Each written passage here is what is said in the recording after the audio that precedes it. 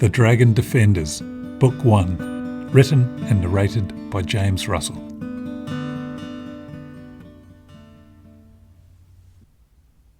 Chapter 1.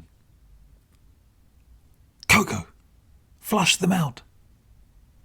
2 fat pheasants had disappeared into the bushes 30 yards away at the edge of the clearing, and Flynn intended to have at least one of them for dinner.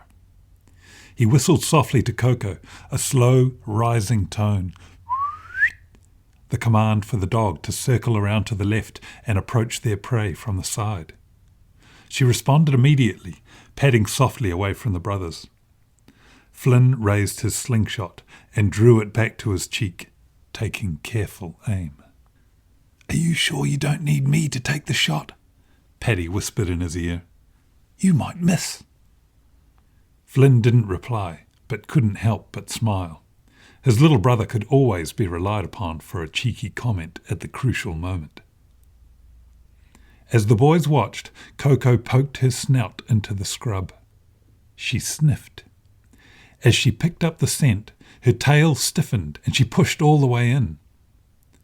The pheasants exploded from the bushes in a flurry of beating wings and panicked cries, flying vertically into the sky. But Flynn was ready for them. With practiced ease he let fly, aiming a few feet in front of the leading pheasant to allow for the time it took his stone to travel across the clearing. It caught the bird squarely in the chest, killing it instantly. In less than a second he had reloaded and was lining up the second bird, now almost at the height of the treetops and flying away rapidly. Just as he was about to fire, he heard a twang and saw Paddy's arrow streak up and strike the bird. It fell back to earth and was lost from view behind a low stand of trees. Flynn turned to Paddy with a quizzical expression. "It was getting away," said Paddy, a grin plastered across his face. "No, it wasn't," replied Flynn. "Yes, it was." This could go on for hours. "Okay, you win," said Flynn. Paddy winked at him, which made Flynn laugh. "Let's eat," said Paddy. Flynn shook his head in disbelief. His brother was constantly hungry. They'd eaten less than an hour ago. But Paddy had already produced a loaf of bread and a flask of honey from his rucksack. Flynn went to retrieve the pheasants while Paddy prepared their lunch. As he walked up through the clearing, he rose above the level of the forest further down the mountainside. A magnificent view was revealed. The treetops spread out before him in a living avalanche of green, clear to the coast. It was met by the blue of the ocean, a turquoise ring around the island that gave way to the endless expanse of the deeper blue outside the reef. To the east, he could see the dazzling white, snowy peaks of Mount Difficulty and Mount Astonishing. It was paradise on earth. The first pheasant was easy to find, but Paddy's bird had been moving fast and was somewhere in the thick scrub. He searched for it for a few minutes, but had no luck. "Coco!" called Flynn. The dog would easily sniff it out. He looked up to see where she was and spotted her further up the hill. She was, as usual, trotting along, nose to the ground, following 1,000 fascinating scent trails to see what was at the end of them. Flynn often wondered what it must be like to have such an acute sense of smell. It must be like seeing with your nose, he thought. Reluctantly, she tore herself away, turned in his direction, and began heading back down the hill. At the same instant, a shadow passed over Flynn, ghosting across the ground. He looked up, and what he saw made his hair stand on end. A massive, blood-red dragon sliced silently through the air. It was travelling at a scarcely believable speed, dropping out of the sky like a fiery comet. It took a second for Flynn to judge its direction, before suddenly realising it was heading straight for Coco. The dragon was already extending its huge talons to strike the dog. It would kill Coco instantly. "Coco!" he screamed, following it up with 2 short, sharp whistles, the order for the dog to return to him quickly. He saw her respond immediately. She could tell from the urgency in his voice that she was needed right away. She bolted, racing through the scrub as fast as she could go. She had no idea what was bearing down upon her. Flynn saw the dragon adjust its course. The dog was moving fast, and the dragon had to dive more steeply. In one smooth movement, Flynn pulled a stone from the pouch on his belt and placed it into the pocket of his slingshot. He pulled it back to his cheek and took careful aim at the dragon. But even as he was about to let fly, he knew it was hopeless. It would be like a gnat biting an elephant. The creature wouldn't even feel it. Suddenly, Flynn had an idea. He adjusted his aim and, breathing out, took his shot. The stone flew, true and straight, and Flynn winced as it struck Coco's flank, glancing off her hind leg. The dog yelped loudly, twisting and leaping in pain.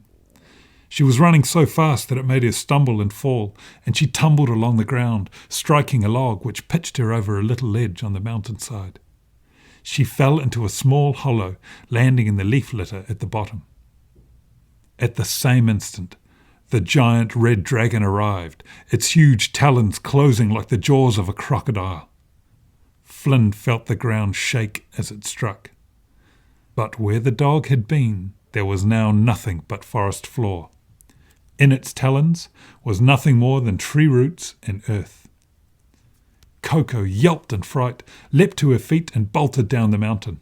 The dragon swung its monstrous head, its huge jaws gaping open. Each of its teeth were the size of Flynn's knife and sharp as needles. But the dog was too quick. She twisted and turned, running in panic down the mountainside. Flynn heard a whoosh over his head and saw one of Paddy's arrows streaking by. It struck the red dragon's forehead, splintering into matchwood. Flynn followed it up with a shot of his own. He aimed for the dragon's eye, but the dragon saw it coming and simply closed its eyelid. Flynn's stone harmlessly bounced off. The creature opened its mouth and let forth a roar so terrifyingly loud that Flynn felt like his heart would stop. Then he turned and ran, screaming for his brother to follow suit. "Get to the trees!" bellowed Flynn. The lower on the mountainside, the thicker the forest.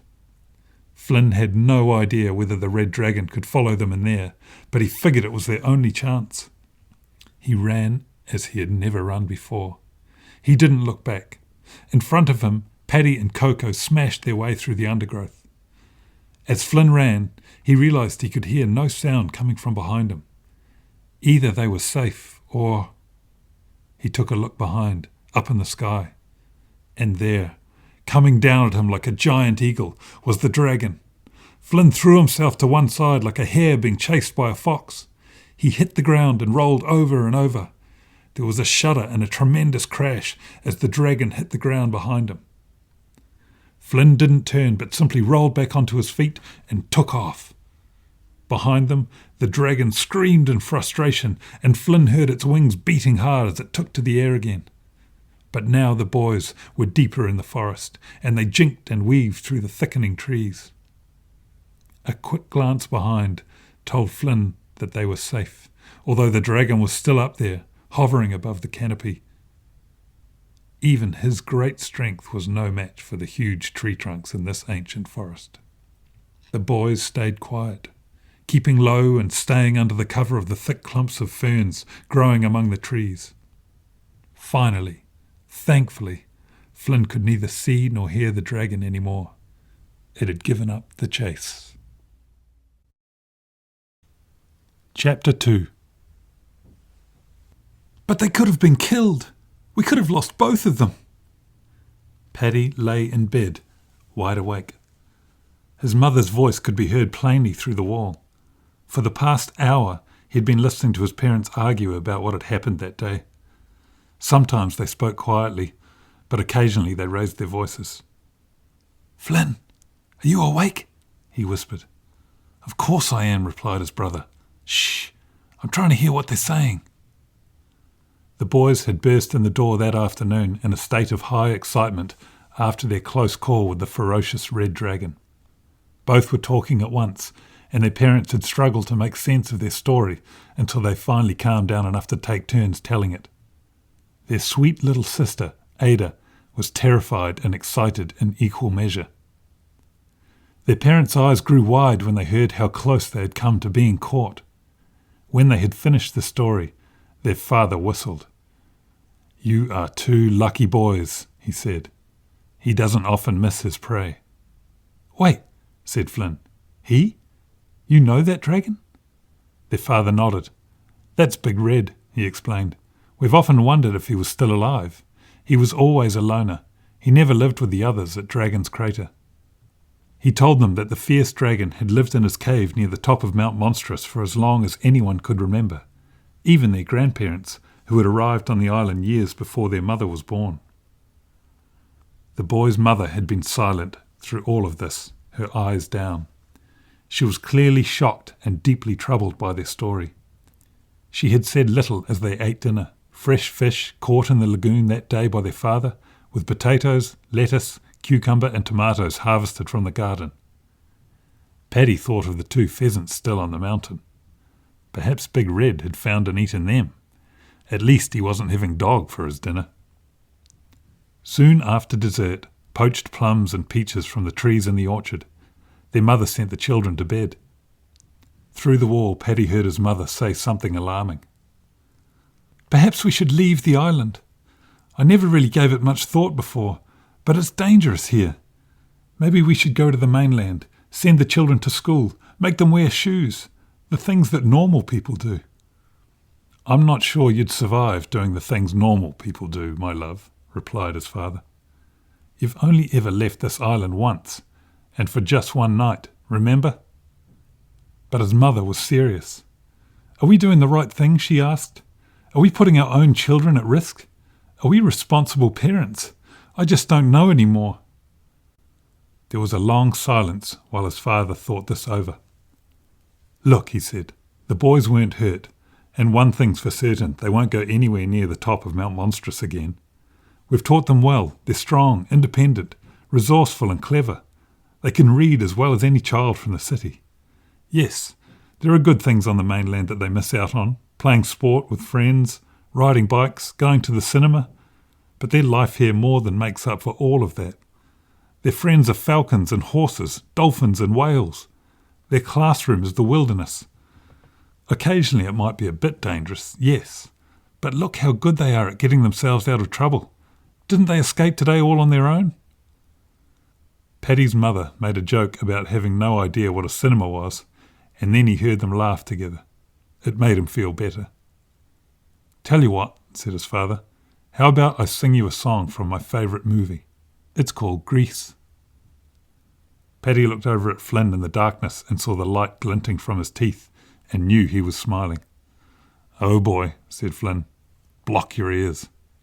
Paddy giggled. Just then, a soft whinny came through the open window. Paddy looked up to see a long brown nose, illuminated by the moon, poking through the curtains.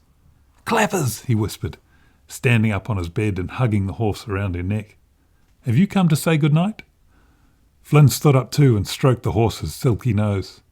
"Hello, girl," he said. "Where's Lightning?" As if to answer the question, a soft squee could be heard from the treetops. It was soon followed by a flurry of beating wings, and out of the darkness swooped a falcon, which alighted on Clapper's back and hopped up her neck to stand on her head. The horse didn't mind a bit. Lightning then hopped onto Flynn's outstretched hand and allowed himself to be patted. "It's past your bedtime, boy," said Flynn, stroking the speckled brown and white feathers of his breast. Lightning was content to sleep sitting on the windowsill while Clappers wandered away into the orchard. Paddy lay down again, and his thoughts were of Big Red, up there on the mountainside, alone in his cave. Now that Paddy wasn't so frightened, he could appreciate what a magnificent dragon Big Red was, certainly the biggest on the island. He was glad to have seen him, no matter how scary it had been. He just hoped his mother could see it that way. "Night, Flynn," he murmured, closing his eyes, already half asleep. "Night," Flynn replied. Chapter 3. The next morning, Flynn woke before dawn. Sleepily, he turned over. As his eyes adjusted to the gloom, He got a shock to see a large shadowy figure sitting upright on Paddy's bed. Flynn was frozen with fear. Whoever was on his brother's bed was larger than their father. The person had a strange, lumpy head and weirdly rounded shoulders. He sat as still as a stone, which made it all the more spooky. Suddenly the shoulders of the silhouette began to shake, and Flynn heard a giggle he recognised as his brother's. Then the figure's head fell off and landed on the bed, making Paddy laugh out loud. "Paddy, what the heck?" said Flynn. His heart was still beating too fast to see the funny side, and he had a strong urge to yell at his brother. Paddy was throwing off the rest of the pillows and blankets he had piled up on his head and shoulders to form the eerie figure. "I started off trying to wake you up using just the power of my mind," whispered Paddy. "But you didn't wake, and I got bored, so I decided to spook you instead." Flynn couldn't help himself. He giggled. Paddy was the undisputed family champion of cracking jokes, which he also happened to laugh at more than anybody else. Sometimes Paddy literally fell over from laughing so hard at his own jokes. If there was ever an opportunity to play a trick on somebody, Paddy would take it. Over the years, Flynn had endured buckets of freezing water falling on his head, lizards in his shoes, chicken eggs in his hat, and countless other practical jokes dreamed up by his brother. At the foot of Paddy's bed, Coco whined in her sleep, her legs twitching as though she was running on her side. "She's dreaming of chasing rabbits again," said Paddy. "Maybe we should find her some real ones." "Want to go exploring?" Flynn asked. "Of course," Paddy replied. The boys silently packed their bags in the darkness, careful not to wake their parents in the next room. They brought the usual things: rope, knives, binoculars, and flint for starting a campfire. Flynn grabbed his slingshot and attached to his belt a small leather bag filled with rounded stones. Flynn's weapon never left his side. Ever since he could walk, his parents had shown him and his brother how to shoot both the bow and arrow and the slingshot. The boys were experts. As they got older, Paddy naturally began to use the bow and arrow more, and Flynn the slingshot. His weapon was made from dogwood. He had crafted it himself after finding the perfect Y-shaped piece in the forest. For many hours he carefully shaved away all the bark, leaving a silky smooth finish. Then, with his mother's help, he had harvested the sap from a rubber tree. He watched her closely, never missing a single step, when she showed him how to make the sap strong and elastic with steam from a pot of water, which boiled all day. The stretchy material made powerful bands that could be bound to the forks of the handle. In the centre of the bands, Flynn had attached the small leather pocket that his mother had sewn. Finally, for grip, he had bound the handle with thin flax rope. His weapon was complete. Flynn became fast at firing the slingshot. He could send 5 stones high into the air, one after another, before the first one even hit the ground. He and Paddy liked to compete by snuffing out a lit candle from 20 feet away. Sneaking through the kitchen, Flynn saw Paddy stuff half a loaf of bread and a small jar of jam into his rucksack before the pair crept out the door. It squeaked loudly on its hinges, making the boys giggle. Coco padded sleepily along behind them. Outside, Flynn picked a dozen apricots from the tree in the orchard. Their parents had planted many fruit trees, so that no matter what season it was, there was always something tasty to pick. Paddy gave a low whistle for Clappers. She came trotting up out of the gloom, whinnying softly.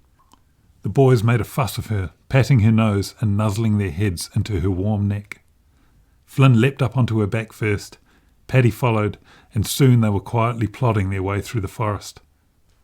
Lightning came fluttering down out of the trees, settled comfortably on Flynn's shoulder, and appeared to go to sleep. "Nice to see you too," Flynn said to the bird. 3 hours later, the brothers were deep in dense forest on a plateau high above the eastern bays of the island. They walked silently through the undergrowth, with Coco following just a few paces behind. The dog was alert now and excitedly sniffing the breeze. A few minutes earlier, they had turned Clappers out onto a meadow, where she happily chomped the lush, sweet grass. When the boys were hunting, Clappers' hooves made far too much noise. From high above, Lightning gave a squawk. Paddy held up a hand, and both Flynn and Coco stopped in their tracks. Paddy pointed to the top of the ridge. He stretched 2 fingers on each hand and brought them to either side of his forehead, letting Flynn know that he had spotted a deer. Flynn crept through the trees until he got a clear look. It was a young stag with a fine set of antlers. The brothers, keeping low, walked quietly around in a broad semicircle until they were directly downwind of the deer, so it couldn't trace their scent on the wind. Paddy then pulled an arrow from his quiver and skillfully notched it on the string of his bow. Flynn took 3 stones from his pouch and placed one in his slingshot. The other 2 he put in his mouth, tucking them inside his cheek. Whenever he went to the beach, he kept an eye out for the perfect stones for his slingshot. They were as smooth as could be, ground that way by the ceaseless action of the waves. He collected them always and stored them in the leather pouch on his belt. When they were hunting, Flynn and Paddy took turns. Now it was Paddy's turn to shoot first, but Flynn was ready with a stone should his brother miss the target. "If you miss, you're a rotten egg," whispered Flynn, although it sounded more like, "If we miss, you're a rotten egg," because of the stones in his cheek. Paddy clamped his lips, obviously trying not to laugh, and ducked under a branch. He was now close enough to take a shot. Flynn watched as his brother steadied his breathing and drew the arrow back to its full length. He closed one eye and looked along the arrow to take aim. Loosening his fingers on the bowstring, he prepared to let fly. Suddenly, sensing danger, the deer raised its head. A 1/10 of a second later, it was running at top speed along the ridge, heading towards the sea. Paddy loosed an arrow, but it missed its mark. "Ah!" yelled Flynn, sprinting after the deer. As he ran, he drew back his slingshot. The thick forest was making it difficult to get a clear shot, and the deer disappeared behind tree trunks and leapt high in the air. Finally, Flynn got his chance and sent a stone hurtling after it. He would have hit the deer had it not run behind a large tree at that very moment. The stone thudded into the trunk and fell harmlessly to the ground. By the time the boys reached the spot where they had last seen the deer, it was long gone, having disappeared into the thick forest covering the hillside. Coco had given chase, but a dog is no match for the speed of a panicked deer. "You took so long to take that shot. I thought you must have fallen asleep," laughed Flynn. Paddy responded by glaring at his brother. He was clearly annoyed he had missed. Flynn looked out to sea. It was a magical view. It was so clear he could see straight to the bottom, the clumps of seaweed and coral, and the lighter blue of the twisting channels. The treacherous pass through the coral on this side of the island was so difficult to navigate it had come to be known as the Gulp Swallow Pass. He looked further to the west, to the calm cove inside the reef, where the surface of the water was so still and clear it looked like there was no sea at all. What he saw made his blood run cold. He tried to call out, but no sound would come. Instead, he simply pointed, his body rigid with fright. His mouth hung open. Finally, with great effort, he spoke. "Paddy! Look!" Paddy had just finished putting his arrows neatly back into his quiver, and he rushed over and stood by Flynn's side. Together they looked out into the bay. There, anchored inside the reef, was a sleek black boat. It was large and low, built for high speeds. On the side of it was the image of a white dog, its mouth open, its sharp teeth bared in an ugly snarl. Chapter 4. Flynn had seen that white dog before, painted on the side of a black plane. He had first spotted the plane about a month back on a perfect blue sky day. His sharp ears had caught the buzzing sound of the engine before it came into view. "What's that?" he had called to Paddy. His brother had been busy digging a hole in the sandy beach so large and deep their entire family could have stood in it. "What's what?" said Paddy, looking up. He was sweating and puffing from his work. Sand stuck to every part of his body. His face was covered with bits of shell and sand. "That!" Flynn yelled impatiently. "Can't you hear it?" The noise of the engine was getting louder. "Hey," shouted Paddy, "I hear something. Can you hear that?" At that moment, a small plane had flown over the top of the forest, low enough to make the boys jump. They dived into the bottom of Paddy's hole, frightened they might be hit. It had taken Flynn a moment to realise what it was. He'd never seen a plane that close before, but only as tiny little dots, miles up in the sky, completely silent, with white trails streaming out behind them like spider's silk. Flynn had gotten a good look at it as it passed overhead.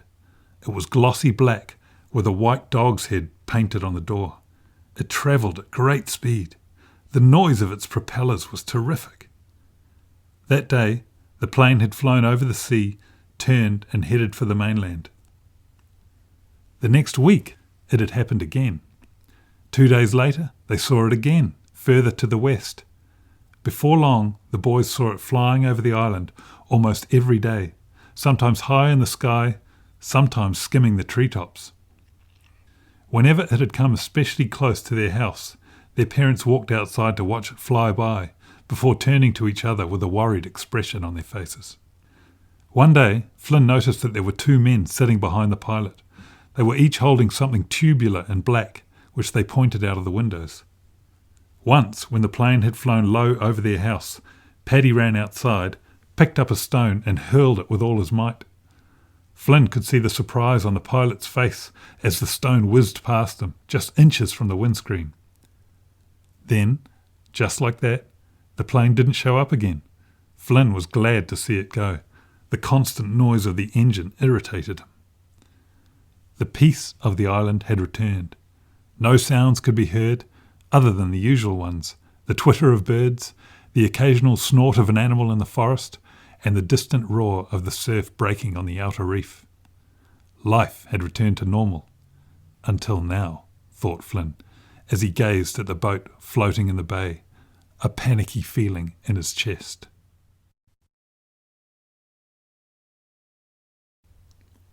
Chapter 5. Paddy used the tip of his bow to slowly part the long, sword-like leaves of the flax so they could get a clear view. For a long time, neither brother spoke, but simply stared at the black boat floating in the bay. "How on earth did they find their way through the Gulp Swallow Pass?" asked Flynn. Paddy could think of no answer. To see a strange boat anchored in the bay was such an astonishingly unusual sight that he couldn't take his eyes from it. Then Paddy noticed something further along the beach. It was a much smaller boat, a dinghy, pulled up onto the sand. Whoever had arrived in the large boat had come to shore in the dinghy and was now nowhere to be seen. He nudged Flynn and pointed at it. "Come with me," said Flynn. Paddy pulled back into the cover of the trees, away from the beach. For a few minutes he followed his brother in silence until he felt mud squelching under his feet. "Where are we going?" he asked. "To collect some reeds," said Flynn. Paddy understood immediately. He began to look around for the tall plants that grew in the wetlands and swamps on the island. Before long, they came across a patch and set about cutting the reed stalks into pieces as long as their forearms. The reeds were stiff and hollow and strong for such a lightweight plant. Once they had collected a handful of them, they set off again for the beach. Back in the cover of the flax, they laid down their bags and weapons. Flynn told Coco to lie down. Obediently, the dog curled up under a bush and was still. "Stay," he commanded. A shallow stream wound its way down from the hills and emptied into the bay. The boys slipped into it on their bellies. Sinking their heads and bodies below the surface, they pulled themselves along the bottom. They held their breath as they worked their way downstream. If anyone was watching from the beach, they wouldn't see the boys under the water as they made their way into the sea. Paddy knew they'd reached the ocean when he tasted salt water. Flipping onto their backs, the brothers put a reed into their mouths and raised it above the surface. They breathed through them as easily and naturally as breathing through a snorkel. If one of the reeds leaked, they simply replaced it with another of the spares they had brought along with them, without ever having to come to the surface for air. Together, the boys made their way further out into the cove until they reached the black boat. Anyone watching would think it was simply a half-submerged log with some of its branches sticking up out of the water. They broke the surface only when they reached the seaward side of the boat. Without a sound, they bobbed in the water, silent as 2 sharks, listening for any sign that someone was aboard. The boat was even bigger up close. It was long and sleek, coated in glossy black paint, apart from the dog's snarling face. Up front, the boys could see there were sleeping quarters and a large indoor cabin. At the stern of the boat was a wide wooden deck. Underneath, 2 huge propellers hung down into the water. Suddenly, from inside the cabin, Paddy heard a crackling sound followed by a man's voice. It sounded strange, like it was coming through a long pipe. The boys pulled themselves as far under the hull of the boat as possible and listened. "Ground crew. Come in, ground crew. Over. Stand by for instructions. Printing now." The voice went quiet. In its place came another sound. Click, click. Then nothing. The boys stayed in the water for 5 anxious minutes, listening. There wasn't another sound. All that could be heard was the water lapping gently against the hull. Paddy looked at Flynn, who nodded. Silently, Paddy pulled himself up and over the stern. He was ready to dive back into the water at the slightest sound or movement. There was none. "Come on up," he said to Flynn. Once inside, Paddy just stood and stared, dripping water on the floor. He couldn't believe his eyes. There was so much stuff he'd never seen before. On the table sat a large square black screen. Under that was a small unit with rows of buttons, each of which had a letter of the alphabet or a number on it. He had no idea what it could be. Beside it was a box which had a blinking light on it. A sheet of paper was poking out of it. The sheet had strange markings on it, like it might be some kind of writing, but he couldn't make any sense of it. The markings were curious, some curved like fishhooks, others simply straight lines. At the bottom were 2 words he could read. The Pitbull. He wondered what that meant. He concentrated on the symbols, trying to figure out what each might mean. It was impossible, and he soon gave up. There were several other pages scattered around on the tabletop, each with a strange picture on it. On the seat lay a small leather purse. He flipped it over a few times to examine it. Then he unfolded it and looked in its little pockets. In one of them he found a colourful piece of paper with some pictures and the number 50 on it. He suddenly realised what it was. "Hey, Flynn, look! This must be money!" Flynn came over to see. "I guess so," he replied. Paddy considered the note for a while, wondering why on earth anyone would swap this piece of paper for anything.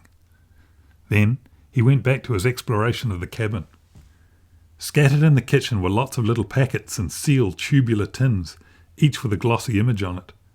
In surprise, he realised they contained food. "What a strange way to eat," he thought. "Coca-Cola," said Flynn.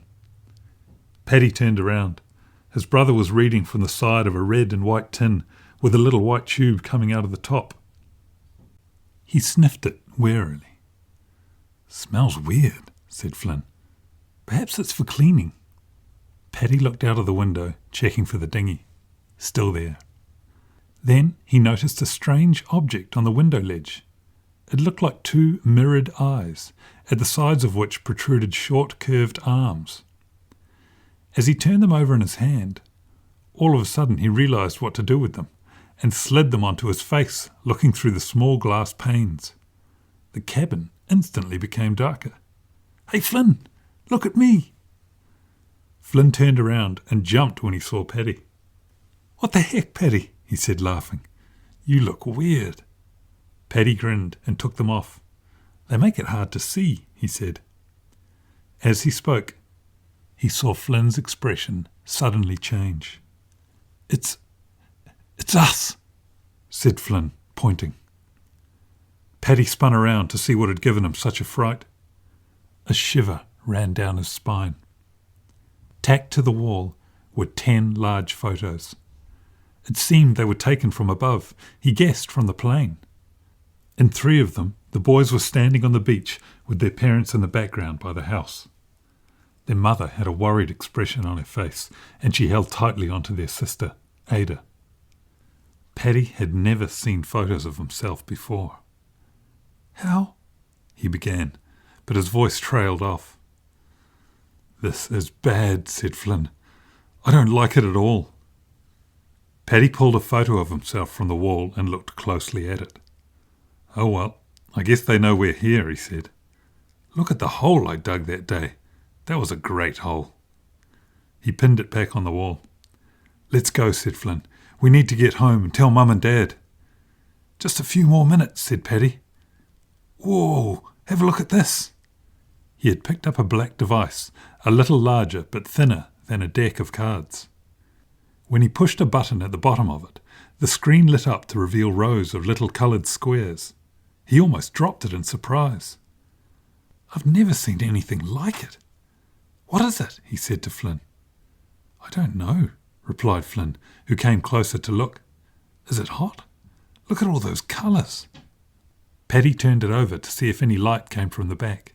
It was flat and smooth with a little hole in the top corner. When he flipped it back again, the light disappeared and the screen went black. "Oh no," said Flynn, "it's gone out." Paddy prodded the button again and the colourful squares reappeared. "What happens if you touch one of them?" asked Flynn. Paddy responded by tapping on a reddish square with the letters AR on it. "Let's see," he said. Paddy waited a few seconds and then gasped as the screen suddenly showed a picture of what was directly behind the device. He pointed it at the sea, and there, on the screen, was the sea. He pointed it at the sky. On the screen was the sky. Paddy pointed it at his brother. "Whoa, you're ugly," he said to Flynn, who poked out his tongue. Paddy walked around the cabin pointing the device at everything he could see. Eventually, he found himself back at the table. Flynn was studying the piece of paper that had come out of the box on the table. Paddy held the device over the sheet. Then something incredible happened. On the screen of the device, the strange markings on the paper started to move, growing into something different. "Flynn, look at this!" exclaimed Paddy. Flynn looked at the screen. Before his eyes, the markings transformed, turning into letters, and the letters into a message. Paddy moved the device to the side and looked again at the paper. But the markings remained the same, completely unreadable. Again, he held the device over the paper. Quite clearly, the words reappeared. As he read them, he felt suddenly sick. "Ground crew mission," read Paddy. "Find a dragon's egg. Kill a dragon. A helicopter will collect these items at 6 a.m. in 2 days. Do not fail. The Pitbull." He was in complete shock, and it was a moment before he could speak. "This is so bad," he simply said. Flynn nodded. "How did these people find out that there were dragons on the island?" he said. "They must have seen them from the plane," guessed Paddy. A lump had formed in his throat. Chapter 6. "What are we going to do?" Paddy asked. The boys stood in the cabin of the black boat. Flynn suddenly felt very afraid. He tried to calm down, forcing himself to think clearly. "Well, we need to do something quickly," he said. "The instructions said to find a dragon's egg. Perhaps we could try to find the dragon's eggs first and move them." Paddy shook his head. "That's not going to work," he said. "They must weigh a ton. Even clappers couldn't move one." "And what about the next part, where it says to kill a dragon? Who is this Pitbull character anyway? I'll fire an arrow into his butt." Just as Paddy said the word butt, Flynn heard a shout and a faint splash. Keeping low, he and Paddy ran out of the cabin and onto the back deck. The dinghy, with 3 men in it, was already halfway back to the boat. It was the strangest thing seeing other people on the island, and for a second Flynn forgot about the terrible risk they were taking. The men were all wearing black t-shirts, black trousers and heavy black boots. There, on the front of their black caps, was the white dog with the sharp teeth. One man stood up in the rear of the dinghy. He was short and powerfully built. Even from the boat, Flynn could see the large knife in his belt. A second man, tall and wiry, rowed the boat. But it was the third man, a giant with bulging muscles, who truly frightened the boys. He kneeled in the front of the dinghy and bared his yellow, broken teeth. Flynn could tell he was the leader. He rudely yelled for the boat to go faster. "We have to go," said Flynn, "quickly." "It's too late. If we dive off now, they'll see us," Paddy replied. Flynn ran back inside, dragging Paddy with him. Together they looked around the cabin, desperate for an idea. Flynn ran into the bedroom up the front of the boat. They needed an escape plan, and fast. Every second the men were closer to discovering them on their boat. He suddenly saw a way out. Above him, in the ceiling, he spotted a hatch which opened up onto the deck. "Paddy," he called, "look, we can get out here." Paddy examined it. "Good thinking," he said, "but we're going to have to wait until they're actually on board before we climb out of it, or else they'll see us. I'll unclip it so we can open it quickly." Together, the boys waited silently beneath the hatch, listening to the creak of the oars as the boat came closer. Flynn could hear the men talking. "We'll collect the last of the gear," said one. "Then we can go and get the egg, shoot the first dragon we see, and get the hell off this horrible island." "Horrible is right. I don't know what the Pitbull was thinking sending us here," said another. "Think about it, you idiots." Flynn figured this voice was the leader's. "No one in the world has a dragon.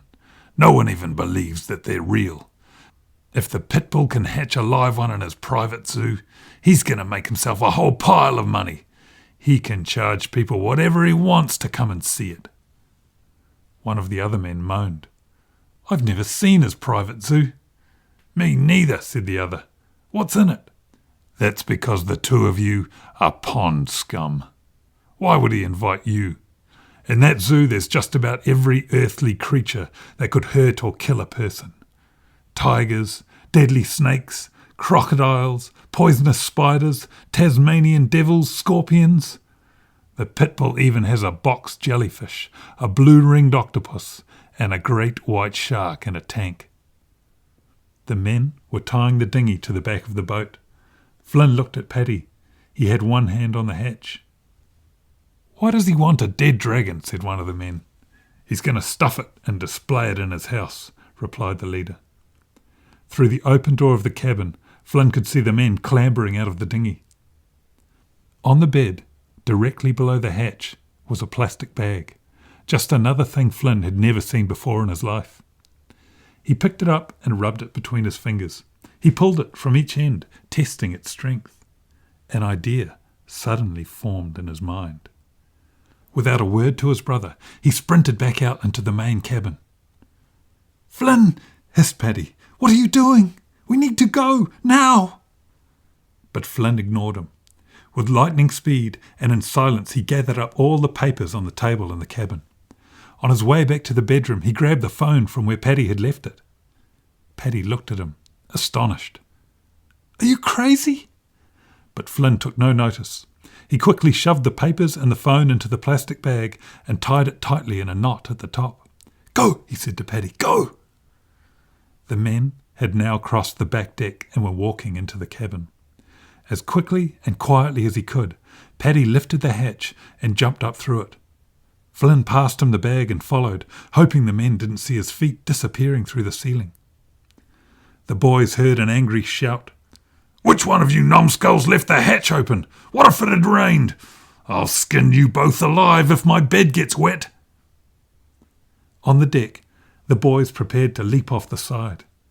Flynn knew they'd have to dive as straight as an arrow to make the smallest possible splash. They couldn't risk the men hearing them escape. Luckily, both boys had practiced this 1,000 times.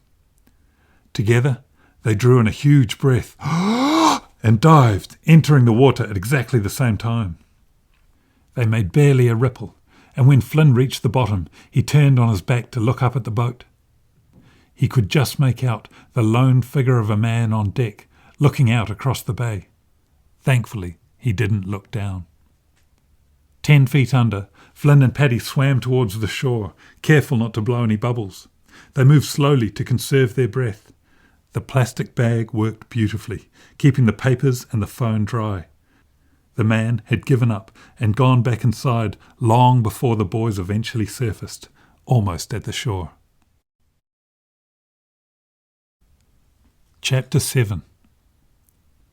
"What are we going to do with this?" asked Paddy, holding up the plastic bag. Coco was sniffing it with interest. "They're going to come looking for it, you know," he continued, but Flynn held up his hand to stop him talking. "I'm thinking," he said.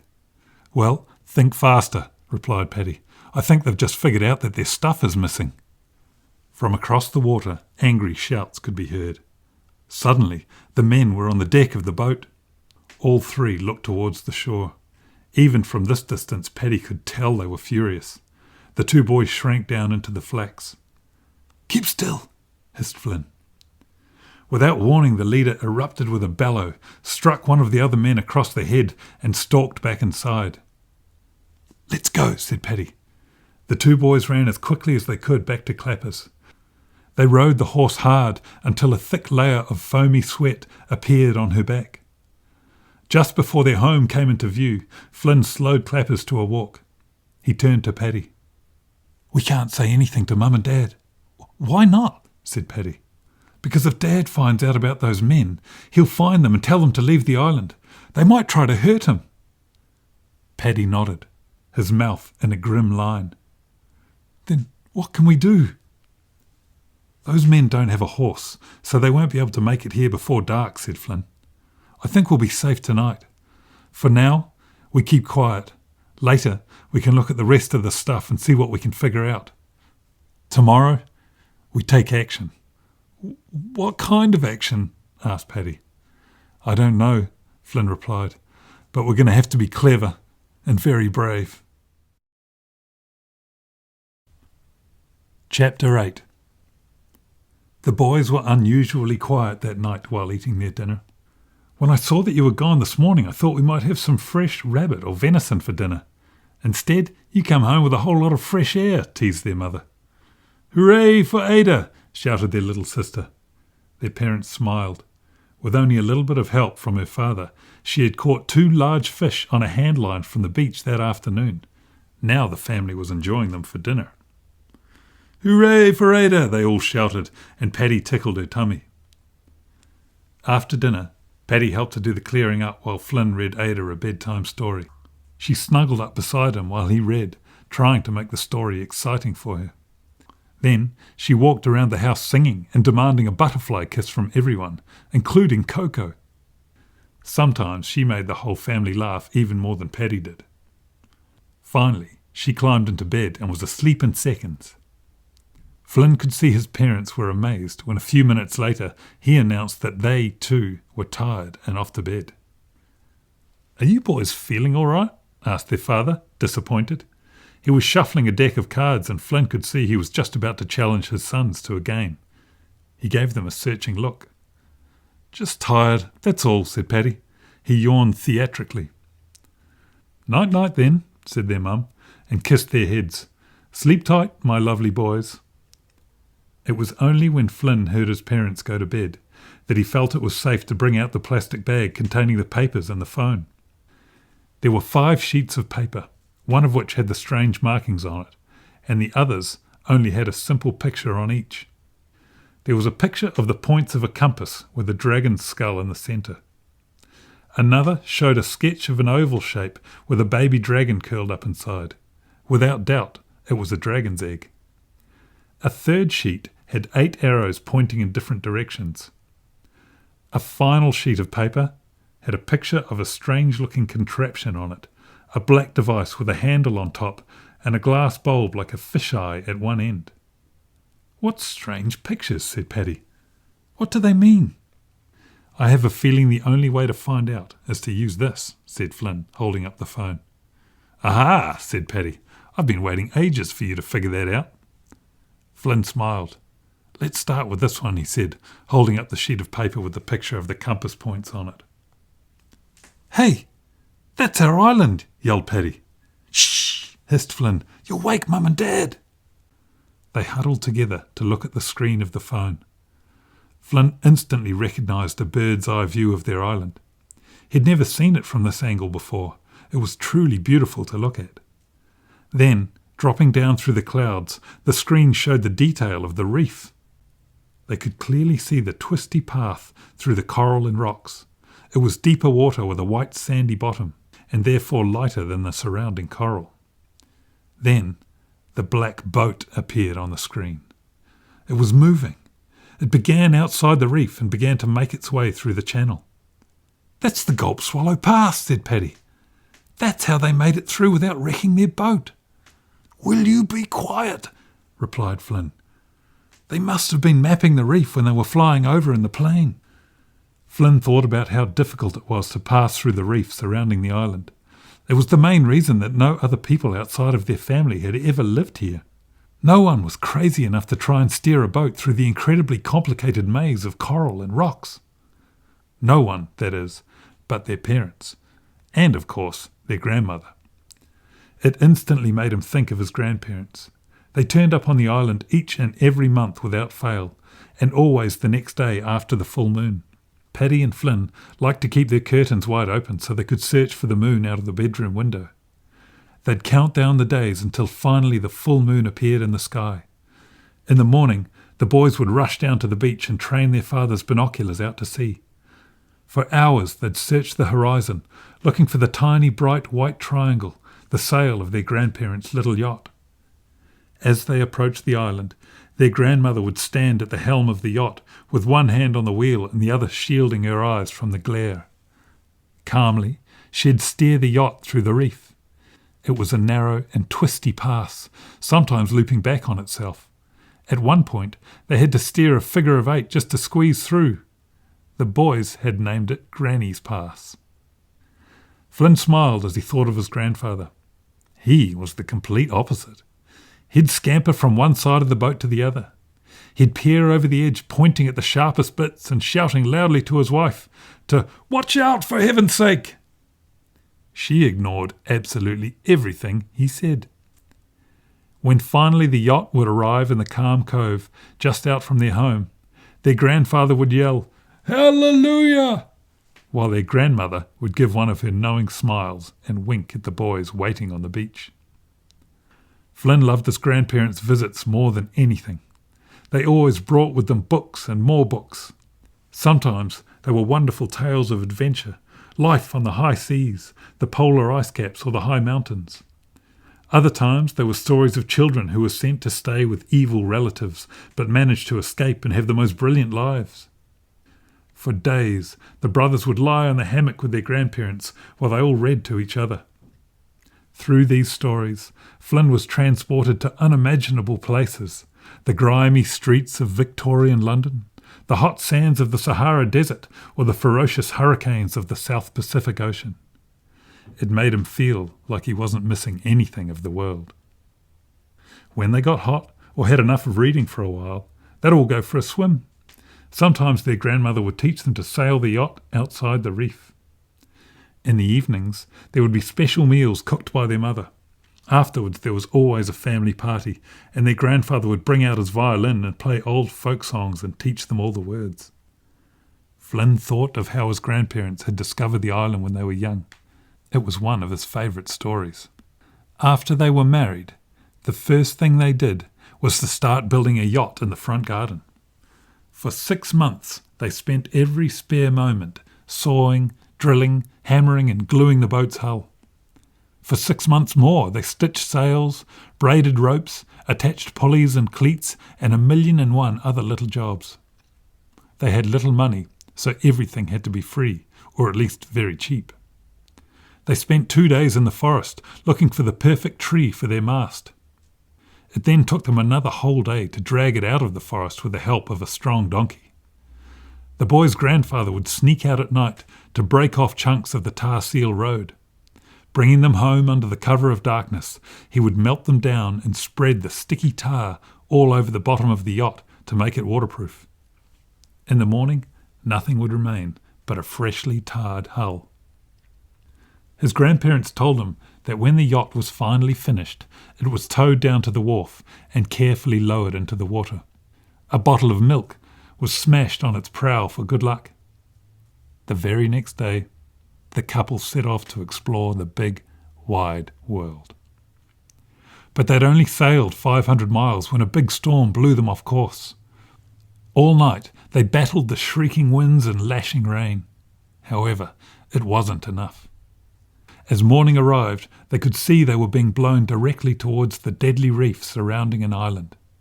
His grandmother fought against the storm from the helm, while her husband furiously pulled on ropes and reefed sails. By some miracle, they were washed over the first line of rocks and reef, only to be smashed into the second. Suddenly, there was a big hole in the bottom of the yacht, and water gushing in. There was no going home. It took all of the skill of the boy's grandmother to bring the half-sunken yacht through the maze of rocks and coral to the beach. Eventually, she succeeded, and the pair flopped upon the sand and kissed it, grateful to be alive. Flynn could only imagine how isolated they must have felt. It took almost 3 months to repair the damage to their yacht, using only what they could find on the beach or in the forest. With their food supplies ruined by the salt water, the couple survived on nuts and berries for a few days, and then began to hunt for game and catch fish in the cove. By the time their boat was seaworthy again, they had grown quite used to living off the land. The boys' grandparents had also fallen in love with the peace and beauty of the island. They returned many times over the years, each time bringing with them a load of wood planks or some sheets of glass or iron for the roof of the small home they built there, the home in which Flynn and Paddy now lived. But now, Flynn realised, not even the Razor Reef could keep their family safe. Suddenly, a thought struck him. Now that we have their secret map, he said to Paddy, how are they going to get their boat back out again? Chapter 9. Listen, did you hear that? I think there's someone outside, said Flynn. The boys had been discussing how to get rid of 3 very dangerous and angry men. Paddy was suddenly gripped with terror. They couldn't possibly have made it here by now, and in the dark, he said. But he didn't feel so sure. Blow out the candle, hissed Flynn. With a puff, Paddy plunged the room into darkness. Through the open window, Paddy heard a loud snap, like a twig breaking underfoot. Flynn didn't hesitate. In one smooth movement, he rolled out of bed, while at the same time grabbing up his slingshot and a stone from the bedside table. In less than a second, he was standing at the window, his slingshot drawn back to his cheek. His arm shook with fear. Paddy looked at him. He worried that the shaking might make Flynn miss whoever was outside. Paddy stood right beside him. Now came a rustle of dry grass right outside the window. On the count of 3, pull back the curtain, quickly, whispered Flynn. Paddy nodded in silence and swallowed hard. 1, said Flynn. 2, 3. Paddy whipped the curtain open, and Flynn prepared to let fly at the intruder. In the darkness, Paddy saw a face looming. As it came closer, the face grew longer and browner and hairier. Suddenly, it gave a loud whinny, and a warm, grassy smell filled the open window. Clappers, you crazy horse! You scared us half to death, laughed Paddy with relief. Flynn lowered his slingshot, shaking his head. The boys stroked the horse's nose through the window. I guess we're a bit jumpy. You keep a lookout, Clappers. There's a good horse, said Flynn. Clappers soon grew hungry and wandered away to graze. Let's try another one of these pictures, suggested Paddy. What about this one? He held up the picture of the black device with the handle at the top and the fish eye at the end. That's the one that must have come out of the machine when we were swimming outside the boat. The one we heard, said Flynn. So it's the most recent, said Paddy. Paddy picked up the device and tapped the bottom to light up the screen. That's weird, said Paddy. What is? Asked Flynn. See here, up in the corner? There's a rectangle that used to be half coloured in white. Now it's only a tiny bit coloured in, and it's turned red. Flynn came over to look. I didn't notice that before. That's because I'm so much smarter than you, said Paddy. What do you think it means? You tell me, since you're so smart, replied Flynn. Paddy was silent for a moment, then shrugged his shoulders. He laid the sheet of paper with the drawing on his bed, tapped the AR button on the phone, and held it over the paper. When a man appeared on the screen, the 2 boys jumped in fright. Paddy even took a quick look behind the phone in case a tiny man was sitting there on the bed. The man was eating from a large bone, tearing the meat off with his teeth and chewing with slow satisfaction. A horrible scar ran down one side of his face. The man began to speak. His cold, calm voice made Paddy's hair stand on end. As he spoke, his face began to screw up, and he grew angrier. Paddy quickly realised that he must be the men's boss, the one they called the Pitbull. The message to his men was loud and clear. They were to bring him the body of a dead dragon and also a dragon's egg. He wanted his instructions carried out quickly and successfully, with no mistakes, or else. But it was when he mentioned the boy's family that a chill of fear ran through Paddy. If that stupid little family tries to get in your way or stop you, I think you know what to do, said the Pitbull coldly. An evil smile played on his lips. No sooner had the Pitbull finished delivering his frightening message when the screen of the phone suddenly went black. No amount of tapping on it would make it light up again. Chapter 10. Couldn't we lie down and sleep, just for a while? Asked Paddy. Sorry, little brother, no chance, replied Flynn. We have to find them before it gets light. The boys had been stumbling over hills, across rivers and through thick forest for most of the night. After watching the evil video message from the Pitbull, Flynn had realised how much danger they were in. And not just themselves, but their whole family. They made the decision to leave right away. They needed to track down the men before they came any closer to their home. Just what they were going to do when they found them, he hadn't the foggiest idea. The brothers had quietly gathered their weapons in the dark, taken some food and slipped out of the house. Their parents would think they'd left early to go hunting again. Outside, Flynn had stopped suddenly. He ran back into their bedroom, gathered up the papers, folded them and put them in his pocket. He didn't bother with the dead device. Much as they had wanted to, they couldn't bring Clappers. She would make too much noise in the forest. They couldn't risk having the men hear them approach. However, lightning had appeared from nowhere and settled in on Paddy's shoulder for the journey. Coco was full of excitement about leaving in the middle of the night. She was either getting under the boys' feet or rushing off to snuffle in the bushes. It made Flynn feel better that they weren't completely alone. When they reached a clearing in the forest, it was suddenly quite bright. The clouds had parted to reveal the moon. Look, it's full, said Paddy in excitement. It had already occurred to Flynn that his grandparents would be out on the ocean right now, one of them asleep in their bunk, the other keeping watch, while their little yacht sailed through the night towards the island.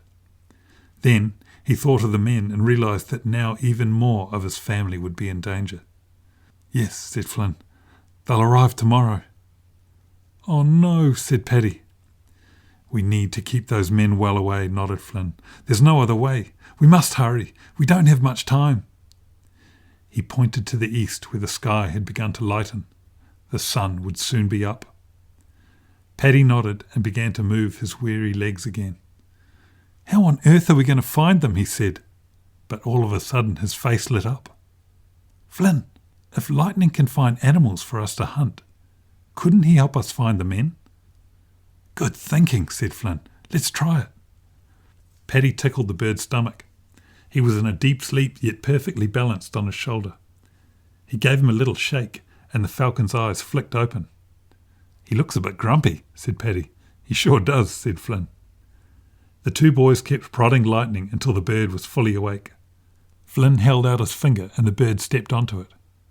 Here's hoping this works, he said. Paddy pursed his lips and gave 3 short whistles, low to high-pitched, the signal for Lightning to hunt. With a quick motion, Flynn flicked the bird up into the air. Within 2 seconds, the falcon had flown up and out of sight. For 3 whole minutes the boys listened in complete silence, but there was not a sound to be heard apart from some crickets chirping in the grass. Well, that was a terrible idea, said Paddy. I bet he's flown straight home to bed. Flynn gloomily agreed, and together the boys plunged back into the forest. They tried to walk as quietly as they could, but because they were so tired and the light was so poor, they kept stumbling. Another hour passed, and the light began to filter down into the dark forest. It was morning. The boys stopped to drink from their flasks. "It's hopeless," said Paddy. "This is like looking for a needle in a haystack. They could be anywhere." Just as Paddy finished speaking, the boys heard a faint squee from up above. "Did you hear that?" asked Flynn excitedly. "Yes, I think it's lightning." "It could be another falcon," reasoned Flynn. "I bet it's lightning. Come on, it came from that direction." The boys broke into a jog. Despite his tiredness, Flynn's senses were now fully alert. They ran carefully, stepping across logs and making sure not to break any branches. They were as silent as it's possible to be when running through the forest. "Squee!" came the call again, and the boys changed to a new direction, following the falcon.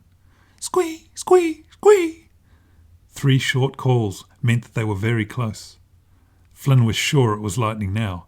They had done this many times when they were hunting. "Let's just hope it's not a deer," whispered Flynn. Suddenly, Coco let out a low growl. Paddy put his hand on her head to settle her. They slowed to a walk and bent lower to the ground. They moved carefully through the shrubs and ferns that grew on the forest floor. There was the faint smell of smoke. The boys had found what they were looking for. Chapter 11. The men looked cold, tired and grumpy after spending the night out in the open. The leader, who the other men called Scorpion, was furiously scratching his bottom. Paddy guessed he had unwittingly slept beside a nest of army ants and forgotten to bring any insect repellent. Red marks covered his arms and legs. "Those boys are going to pay dearly for stealing our stuff," he raged. "This wasn't part of the plan." "How do you know it was them?" said the shorter, stockier man. The others called him Scar. "We didn't catch a glimpse of them after all." "There's no one else on the island, you idiot," said the tall, wiry one. "Listen carefully, Spike. If you speak to me like that again, I'll knock you as cold as a mackerel," replied Scar. "He's right," said Scorpion. "You're even stupider than you look. Of course it was them." Scar remained silent, sulking. "There's just one little problem," said Spike. "And what's that?" replied Scorpion. Spike tapped his watch with a twig. "If we spend too much time hunting down these little robbers, we're going to run out of time. We need to find a dragon's egg and then shoot one of the blasted things." "Let me worry about that," said Scorpion. "You just do what you're told, when you're told to do it. Besides, this little job won't take very long." He scowled, picked up his hunting knife and viciously stabbed it into a stump. "Hurry up with breakfast, you lazy fools. We need to get moving." Paddy and Flynn watched the men as they silently gulped down their porridge. "What do we do now?" whispered Paddy. "We can't do anything against them. They have knives and guns, and they're much bigger than us. We should have told Mum and Dad." "Shh," whispered Flynn. "I need to think. Let's just watch them for a while." The men packed up their camp. They stuffed their sleeping bags and cooking equipment into their backpacks and strapped their knives to their belts. Scorpion pulled out a compass and stared at it for a while. Without warning, he suddenly looked up, directly towards where the boys were hiding. "Get down!" hissed Paddy, and the brothers flattened themselves on the ground. Scorpion seemed to sense something was wrong. He looked in their direction for a long time before returning his compass to his backpack. Finally, he pulled his phone from his pocket and checked it for any messages. When Paddy saw the phone in Scorpion's hand, a plan began to form in his mind. He turned to Flynn. "We have to split them up and get that device somehow. Then we can figure out what's on the rest of these papers. It might be our only chance to stop them from carrying out their mission." Flynn's eyes widened. "So you want them to go in separate directions, and then you're going to ask nice Mr. Scorpion there if you can borrow his device? That's the craziest thing I ever heard." Paddy smiled. "Don't worry, I know just how to do it." Chapter 12. An hour later, Scorpion called a halt. He needed a rest. He was furious because for that whole hour they'd been battling their way through the thick forest. He had fallen over vines, slipped on tree roots and been whipped in the face by branches. Scar was complaining. "Damn this! Let's just do the job we came here to do," he whinged. Scorpion lashed out and thumped him on the ear. "You'll do what I tell you to do. And what I'm telling you to do right now is find those kids." Just then, he heard a strange whistle from the forest. He looked up, and there, plain as day, stood a boy. He had a smile on his face and an arrow notched in his bow. Without a word, he let fly. The arrow shot through the air and neatly skewered Spike's black cap, whipping it off his head and sticking it to a tree behind him. Then Scar suddenly let out a loud howl. Scorpion turned around to see him jumping up and down and rubbing his bottom. Another boy, slightly older, was standing on the other side of them, a slingshot dangling from his hand. Before Scorpion had time to react, the boys had melted away into the forest. He leapt into action. "You two go after the small one. The big one's mine," he yelled, bolting after Flynn. Spike and Scar took off in one direction, Scorpion the other. He ran hard, as fast as he could, but the boy was quick and nimble through the trees.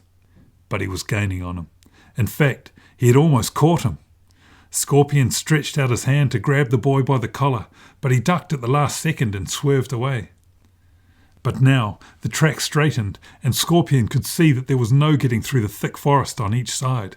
He was catching up on the boy very quickly. It would be no more than a few seconds before Scorpion could clean up this little problem and get on with the Pitbull's mission. The boy leapt and turned like a gazelle in front of him, but it wasn't going to help him now. Then, all of a sudden, Scorpion was upside down. He hadn't the faintest idea how it had happened. 1 minute he was sprinting for all his worth along a forest track, and the next he was hanging by his ankles from a flax rope and a tall, bendy tree. Scorpion realised he was caught in a trap. When he'd stepped inside it, he'd triggered it, and the tree, which had been bent over, snapped back upright and tightened a flax noose around his ankles. It had flipped him upside down, and now he dangled helplessly from it. Suddenly, the boy was beside him, smiling mischievously. Scorpion thrashed his arms about, trying to grab a hold of him. Each time he did this, the boy nimbly stepped back and threw a loop of rope around each of Scorpion's hands, and within seconds he had lashed his arms to the sides of his body. Try as he might to reach his knife and cut himself free, he couldn't do it. The boy had tied the rope tightly, and he couldn't move a muscle. "Let me go," he bellowed. "I'll squash you like a cockroach. I'll crush your puny little skull. You'll pay for this with your life," he shouted. The boy began to twist Scorpion around and around, winding up the rope. It wrapped tighter and tighter around his ankles. "What do you think you're doing?" he yelled. "Stop, or I'll pulverize you." Suddenly, the smaller boy and a dog appeared out of the undergrowth. The boy ran straight over to help his brother. Enthusiastically, the two of them twisted Scorpion around and around. He bellowed at them to stop, but they ignored him. "This is going to be fun," said the smaller boy. "Did it all go to plan with the other two?" asked his brother. "There'll be a while yet," replied the boy with a smile. "Is that enough, do you think?" Scorpion looked nervously at his legs. "Enough for what?" he asked. "Let me go." "Give it a few more," said the older boy. They wound the cord up as tightly as it would go. It was starting to hurt Scorpion's ankles. "That should do it," said the older boy. Stepping back, he deftly flicked Scorpion's phone out of his pocket and put it into his own. "Give that back," he cried. Then Scorpion began to unwind. Around and around he went, faster and faster. With each rotation he noticed the boys were a little further away, walking backwards with broad grins on their faces. But soon the forest was little more than a blur. He heard one say to the other, "Now? Now." As Scorpion spun at ever-increasing speed, he thought he could see the younger boy lifting his bow and taking aim at him. "No!" he shouted. Then suddenly Scorpion was falling. With a sickening crunch, he crashed to the ground. The boy had shot his arrow, which sliced through the flax holding his ankles. Bellowing like a bull, Scorpion staggered to his feet and tried to chase the boys, but found he couldn't run straight. He was so dizzy he immediately swerved right off the track and ran straight into the trunk of a tree. He got back up but fell over again just as quickly, this time skinning his shin on a root. "Ah!" he yelled. Finally, Scorpion was able to stand.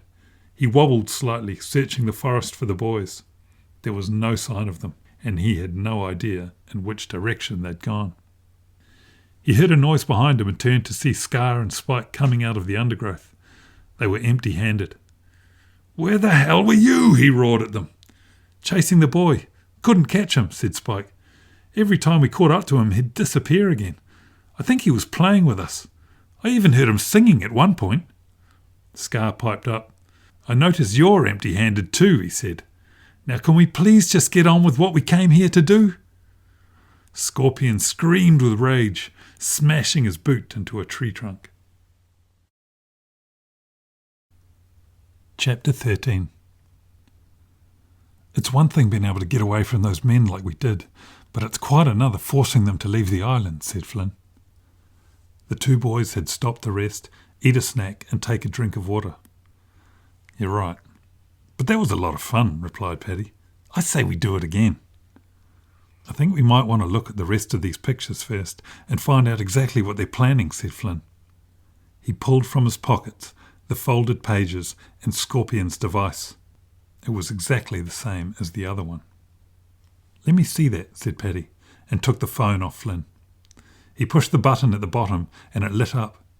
"Good. It looks like this one might last a while. The little rectangle is almost full. See?"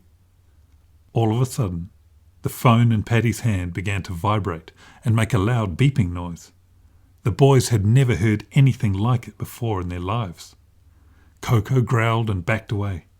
Paddy threw it to the ground in alarm. Flynn saw he was just about to stomp on it and managed to grab him just in time. "Wait, what did you do?" asked Flynn. "Nothing, I swear," protested Paddy. "It just started buzzing all by itself." The boys stood watching the phone, buzzing and beeping on the ground between them. Flynn was ready to either run away or smash it to pieces at the first sign of trouble. But it just lay there, buzzing and beeping. The brothers crept closer to look at the screen. "There's a green arrow moving from one side to the other on the front of it," said Paddy. "I think it wants us to move our finger over it." "I don't think we should touch," but it was too late. Paddy had swiped at the green arrow and the buzzing and beeping abruptly stopped. "There, I've stopped it," he said. "What a relief." As silence once again descended upon the forest, Flynn now heard another noise, very faintly. "Can you hear something else?" he asked, tilting his head to one side. "I think so," said Paddy. "It sounds like when there's a mosquito in our room at night." Paddy moved closer to the phone, and Flynn saw his eyes widening with surprise. "It's coming from this," he said. "It sounds like someone speaking." The boys both immediately tried to get their ears as close as possible to the phone, banging their heads together in the process. "Ouch," said Flynn. "Clumsy fool." "Speak for yourself," replied Paddy, rubbing his sore head. More carefully this time, they brought their ears as close as possible to the phone on the ground. Sure enough, Flynn could make out the angry voice of a man. "He doesn't sound very happy," he said. "How is this even possible?" marvelled Paddy, picking up the phone. The two boys stood side by side with the phone sandwiched between their ears. Now they could both clearly hear what the man was saying. "What have you done with my men?" the angry voice asked. "You pesky little runts! You meddling little troublemakers! You despicable, horrible little rodents! If you have interfered with my men and their mission, I'll have you thrown into my zoo. I'll have you thrashed with sticks. I'll crush you like insects. Hello? Hello? Is anybody there?" To Flynn's amazement, he suddenly realised that the man must be talking to them. "Hello?" said Paddy. "Hello," the voice replied. "Hello?" said Paddy again. "Is anybody in there?" "Yes, hello, hello," yelled the man. "What's the matter with you?" "Hello?" said Paddy. "If I catch you, I'm going to have you whipped," said the man. "That's not going to happen," said Flynn. "How on earth did you get yourself in there?" asked Paddy. "Are you a tiny little person?" "Am I a tiny little... What are you talking about? I'll have you flayed alive," raged the man. "What's your name?" asked Paddy. "Mine's Paddy, and this is my brother Flynn. Very pleased to meet you." My name is the Pitbull. I'm the scariest man on the planet. I'll make you wish you never heard my name," screamed the man. "I know you," said Paddy. "You're the little man from the screen. Maybe you should have a nice cup of warm milk and a biscuit and try and calm yourself down," he suggested. "You seem upset." The Pitbull went to a whole new level of anger. "I'll break your bones! Where are my men? What have you done with my men?" Flynn smiled. "They're busy," added Paddy. "And dizzy." The boys giggled. As the Pitbull continued to rant and rave, Paddy held up the phone to show Flynn. In the centre was a red button, which Paddy had guessed might stop the man from talking. Flynn nodded enthusiastically. The man was giving him a headache. Once more, Paddy spoke into the phone. "It's been lovely talking to you. Goodbye." "Goodbye," called Flynn. Flynn could hear the Pitbull going absolutely bananas as Paddy tapped on the red button. And once again, it was nice and quiet. "Ah, peace," said Flynn. "He definitely needs some warm milk," said Paddy. "I agree," said Flynn. "Now, let's take another look at these papers." "OK," said Paddy. "This one first." He smoothed out the picture of the 8 arrows on a nearby log. Paddy aimed the phone at it. "Hold it steady," he said.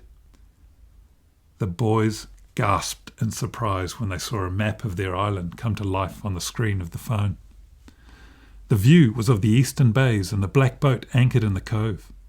A dotted line then appeared, which travelled across the screen to the Mother's Knee Hill. Flynn's heart sank. The brothers had visited there once with their father and seen the dragon's eggs dotted all over the hillside. Every female dragon on the island journeyed there to lay her eggs. It was their hatchery. Then, before she left, each female would use her teeth to grind rocks into egg-shaped boulders, which were placed on the hillside alongside the eggs, where they acted as a decoy so that predators couldn't tell which was an egg and which was simply a rock. If a wolf bit into a rock by mistake, it would soon give up trying. An instruction came on the screen. Find a dragon's egg. Prepare for airlift. Again the dotted line moved, this time to a crater at the end of the Mystic Mountains. It was labelled Dragon's Crater. Another instruction appeared. Kill a dragon. The boys looked at each other in horror. When the dotted trail ended back in the eastern bays and the boat departed, an aircraft suddenly flew onto the screen, giving Flynn a fright. He'd seen something like it before in books and remembered it was called a helicopter.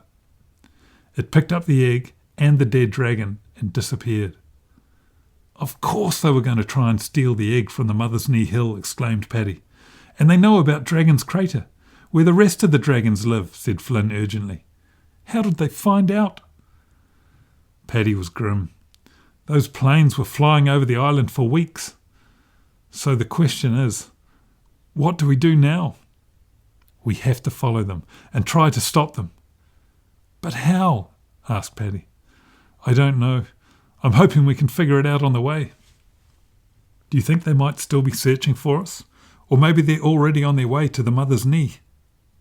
"By the sound of things, I think they're on their way," said Flynn. He had heard a squee high in the sky. "Quick, let's hide and wait for them to pass by." The boys scrambled up a ridge and lay down in the grass. From here they would see the men coming.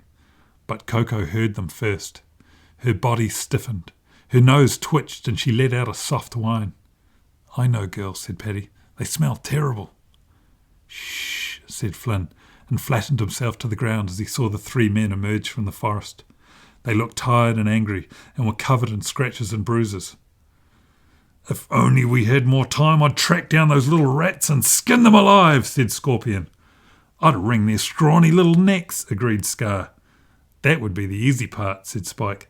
Catching them's the problem. I'm not going to bother trying to catch them next time, said Scorpion. I'm just going to shoot them. Hearing this, Flynn pressed himself even lower to the ground until the men had passed and were out of sight. We're going to have to be very careful, said Flynn. If they see us following them, it'll be all over. The boys set off after the men. They relied on Coco rather than keeping them in sight. The dog was easily able to follow them at a safe distance by sniffing out their trail. Lightning, realising that Coco had taken over the job of tracking the men, flew in to sit on Flynn's shoulder. He'd been up in the air for a long time and needed a rest. Within an hour, they had moved to higher ground. They were entering the hilly part of the island, where the mystic mountains rose up into the clouds. Soon, across the treetops, they would see the crest of the Mother's Knee Hill and the dragon hatchery. Then it was just a matter of cutting through the colossal forest to get there. Now that there were fewer trees, it was more difficult for the boys to stay out of sight. They dropped even further back and ran from rock to rock, ducking behind them. Once Paddy even stumbled and fell. Hearing the noise, Scar turned quickly to investigate. Luckily, Flynn had acted fast, grabbing both his brother and Coco and dragging them into a hollow in the ground. That was close, said Paddy. He closed his eyes. Can't we just lie here and rest for a while? I'm afraid not, said his brother. I'm tired too. Let's have something to eat. But the boys only had some bread crusts and half a dozen squishy apricots left in their rucksacks. They gave the bread to Coco and ate the apricots all at once, knowing that if they really had to, they could find wild food from the forest. Come on, said Flynn. I'm pretty sure Mother's Knee Hill isn't far now. Sure enough, 10 minutes later they reached the ridge top from where they could see the oddly shaped hill. It was speckled with oval eggs and rocks, and just as he remembered, Flynn couldn't tell one from the other. The boys could see the 3 men on the hillside. They had split up and were examining each rock in case it might be a dragon's egg. I think we might be here for a while, said Paddy. Hey, we didn't get time to look at that last picture before that lot turned up. You're right, said Flynn. Let's do it now. Flynn pulled the phone and the piece of paper from his pocket. Oh no, he said. I've torn it. He unfolded it gently. A rip went right through the picture of the egg with the dragon curled up inside it. Paddy pushed the button to start up the phone. Let's try it anyway. You hold the pieces together. The boys tried for 10 minutes, but the rip had ruined it. No matter how they tried, nothing showed on the screen. It's no good. It won't work, said Paddy, screwing up the paper and flinging it away in disgust. Flynn had been holding the phone in one hand and the paper in the other when Paddy ripped it away. Hey, he complained, but then fell silent. Something was happening. Now that the paper had gone, the phone was pointed directly at the Mother's Knee Hill. Paddy came to look at the screen. This shows exactly which ones are eggs, he exclaimed. Look, the eggs are glowing blue while the rocks stay grey. This must be how the men figure out which is which. Except now they can't tell, because we have this, said Flynn, holding up the phone.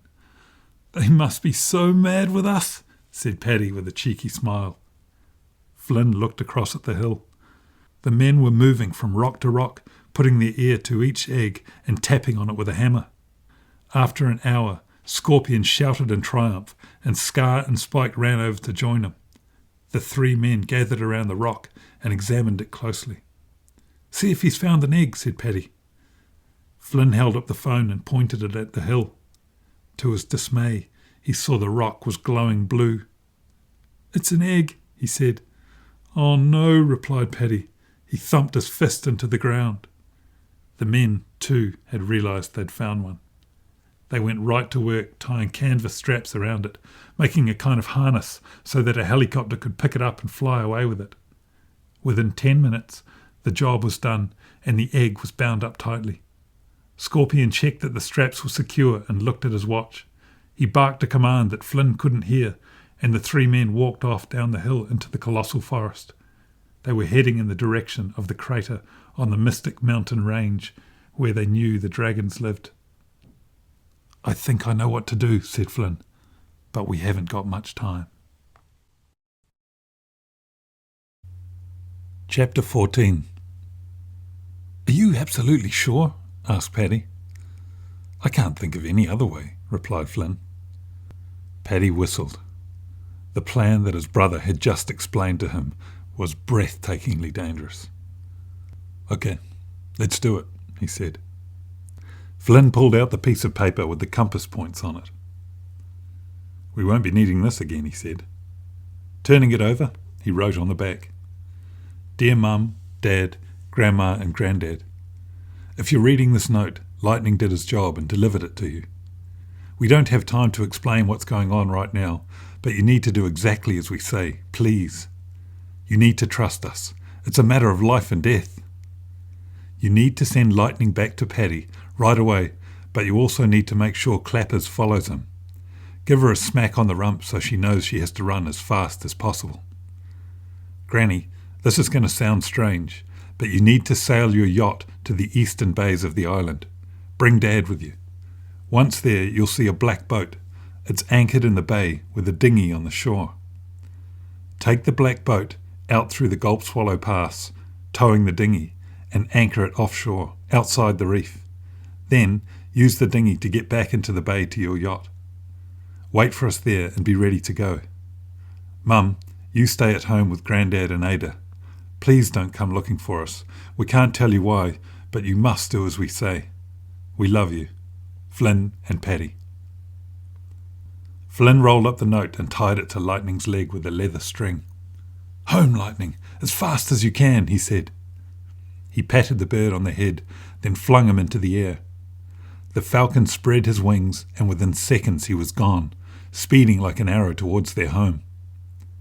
Flynn turned to his brother. "Time to go," he said. Paddy looked at him. "You sure you don't want to swap missions?" He smiled, but inside his stomach was in knots. "Go, quickly." Flynn gave Paddy a hug. "Please be careful." "You too," replied Paddy. Then he was gone, Coco at his heels, running like the wind along the ridge before disappearing into the forest.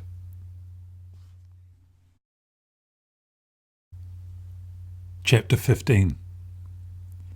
Flynn's fingers shook as he struggled to release the clips. The men had bound the dragon's egg so tightly it was difficult to undo. It was a good 10 minutes before he had succeeded in taking all the straps off the egg. He had to stay alert in case any of the men returned. He must be ready to run away at any moment. At one point, he heard a noise and dived for cover behind a rock, before realizing that it was just the bleating of a wild goat.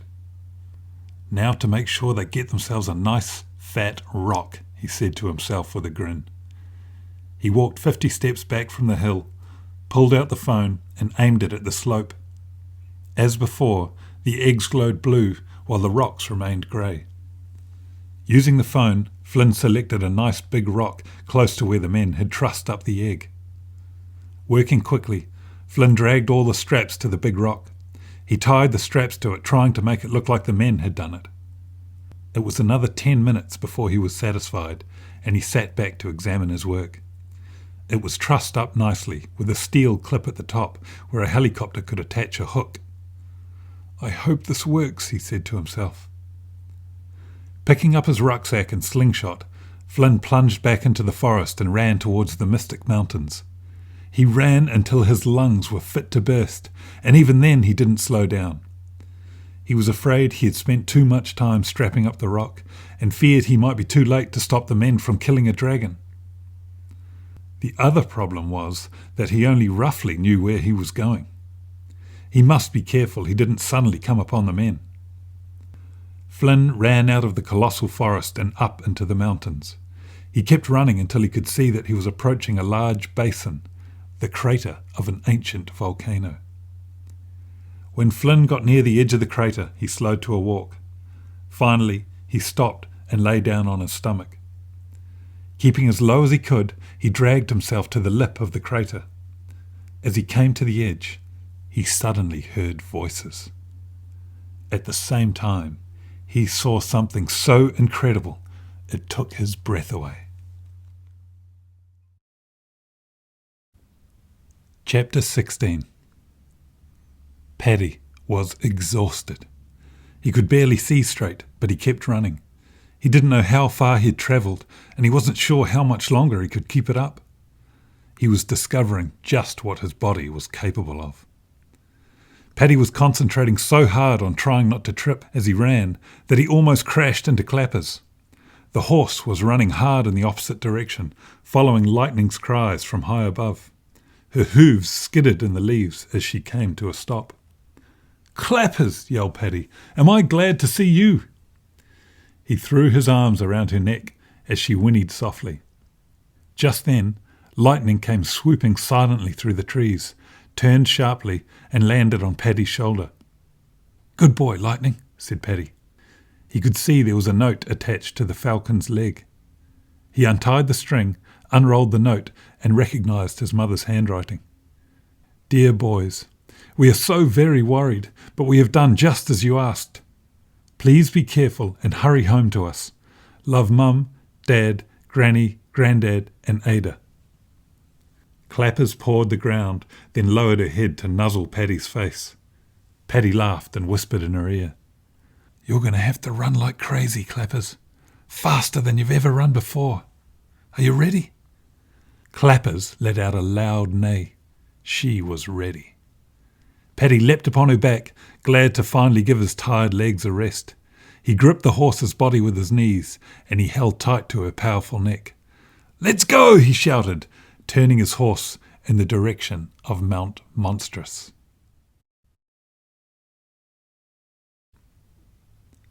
Chapter 17.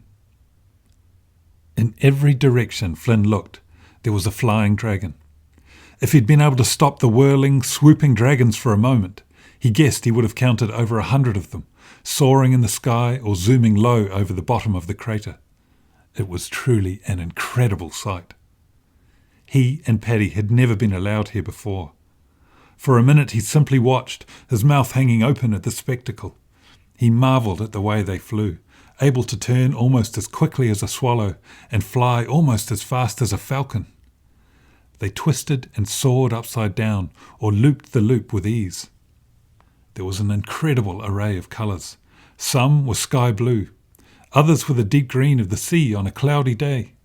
Flynn saw 2 dragons that were fiery orange and yet another as yellow as a canary. There were pinks, blues and reds of every description.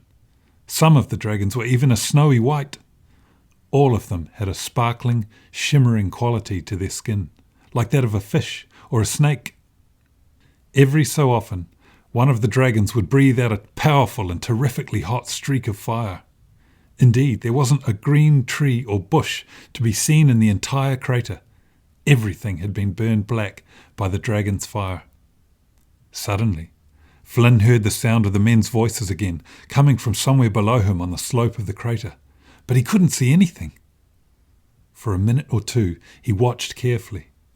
Then a movement caught his eye. The men were lying on a rock ledge under a blanket.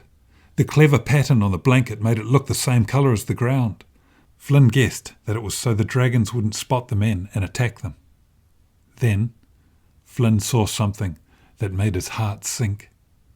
The ugly black barrel of a large rifle protruded from under the blanket. The men were planning to shoot the first dragon that came close enough. Flynn had to do something, and quickly. Desperate for an idea, he looked around him. Nothing. Just a bunch of rocks scattered around the rim of the crater. They wouldn't be of much use against a gun. Then, suddenly, it came to him. He had a plan. Chapter 18. Paddy couldn't quite believe what he was about to do. Not only had he promised his parents, but he had vowed never again to venture near the top of Mount Monstrous. He was frightened for his life. It was a scary place, rocky and steep, with plunging cliffs down 3 sides. There were the blackened remains of tree stumps everywhere, burned by scorching fire. Paddy shivered. This high up it was cold and windy. A freezing mist hung around the mountain top. He was looking for the dark opening of Big Red's cave, but he wasn't at all sure where it was. Suddenly, as Paddy rounded a steep rock face, he saw it. Its dark opening sent a chill through him. And there, protruding out of it a long way, was the dragon's thick and powerful tail. He was frozen with fear, rooted to the spot. He felt as though all power had drained from his body, but he forced himself forward.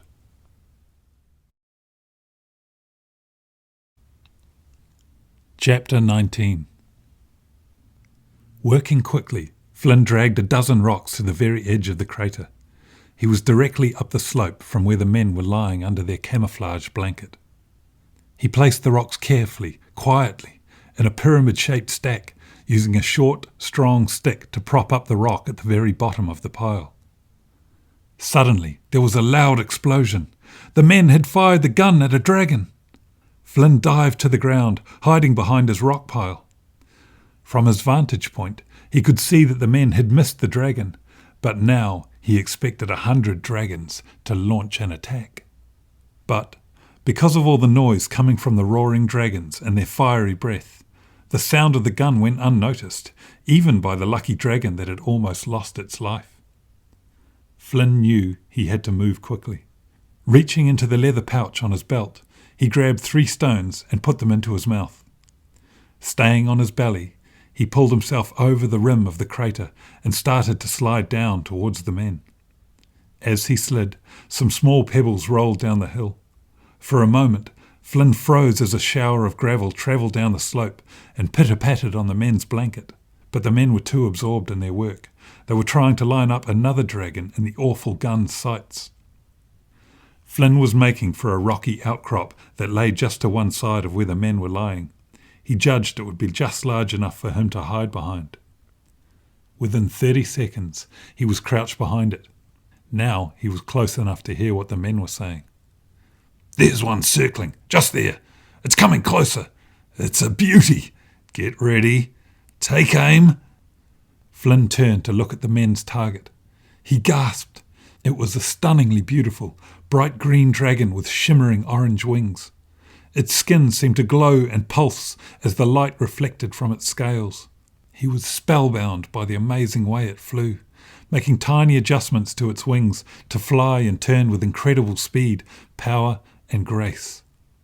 He knew that in that moment he would do anything to stop it from being killed. Flynn looked up at his rock pile. The time was now. He knew he would have just one chance. Chapter 20. Halfway across the island, Paddy fought to keep his nerves under control. His hands shook and his legs felt like they might give way beneath him. Drawing back his bow, Paddy aimed for the very end of Big Red's tail. With a deep breath, he steadied himself and let fly. He was dead on target. There came a roar, so terrifically loud that it shook the earth. Chapter 21.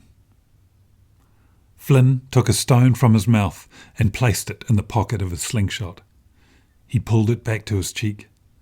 There would be no time for taking careful aim. He would have to shoot through pure instinct. Without hesitation, he let loose the best shot he had ever taken. The stone flew with pinpoint accuracy at the rock pile. But not just at the rock pile.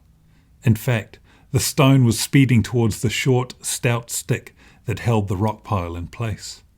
It struck perfectly in the centre, snapping it clean in two.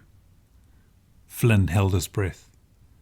One by one, the rocks tumbled down the hill, straight towards the men. Chapter 22.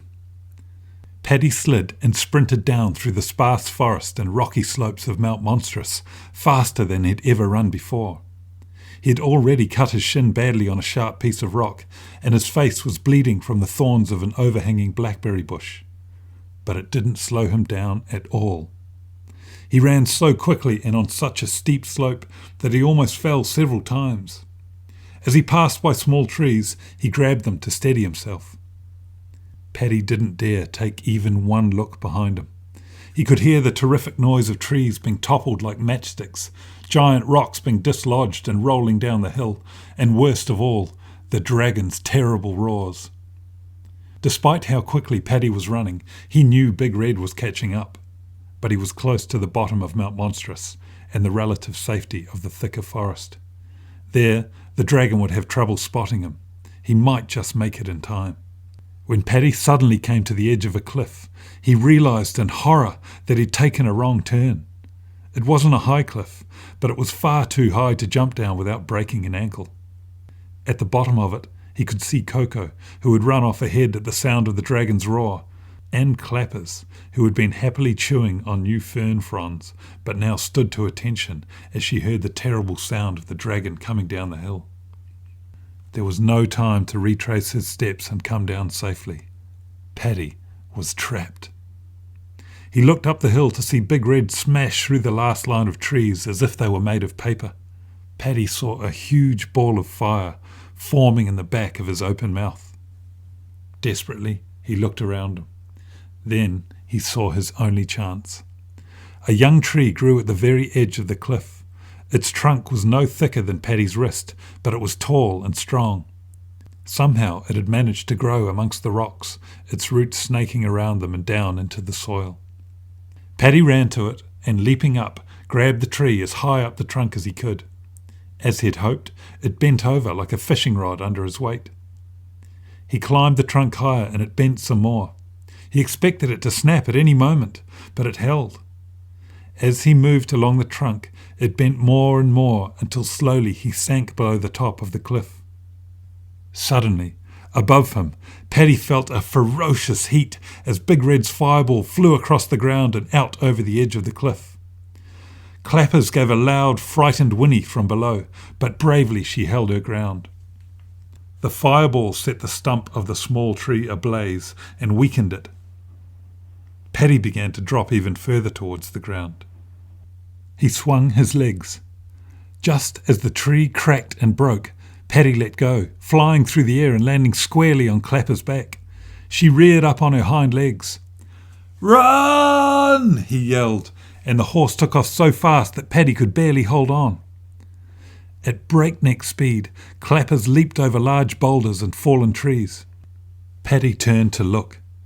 To his horror, Big Red had taken to the air and was swooping down on them with such velocity it made his hair stand on end. Just ahead, Paddy could see the forest. But before it there was a decent-sized, fast-flowing river that had been tricky to cross on the way up. This time, Clappers did not mean to wade carefully across the river. She gained even more speed, and Paddy could not have controlled her even if he'd wanted to. As Paddy realised that Clappers was going to jump, he saw Coco out of the corner of his eye, a brown blur streaking along beside them.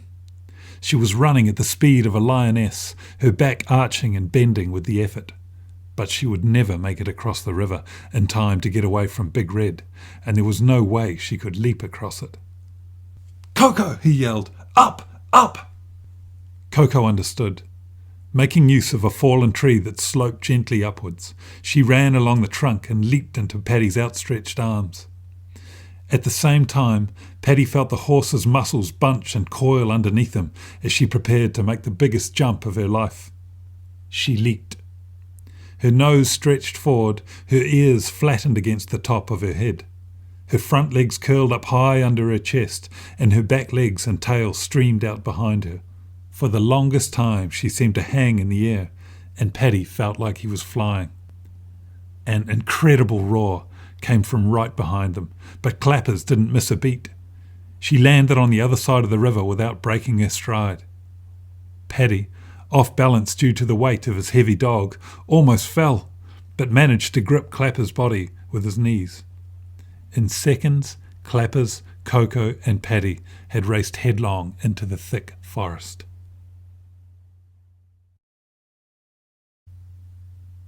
Chapter 23.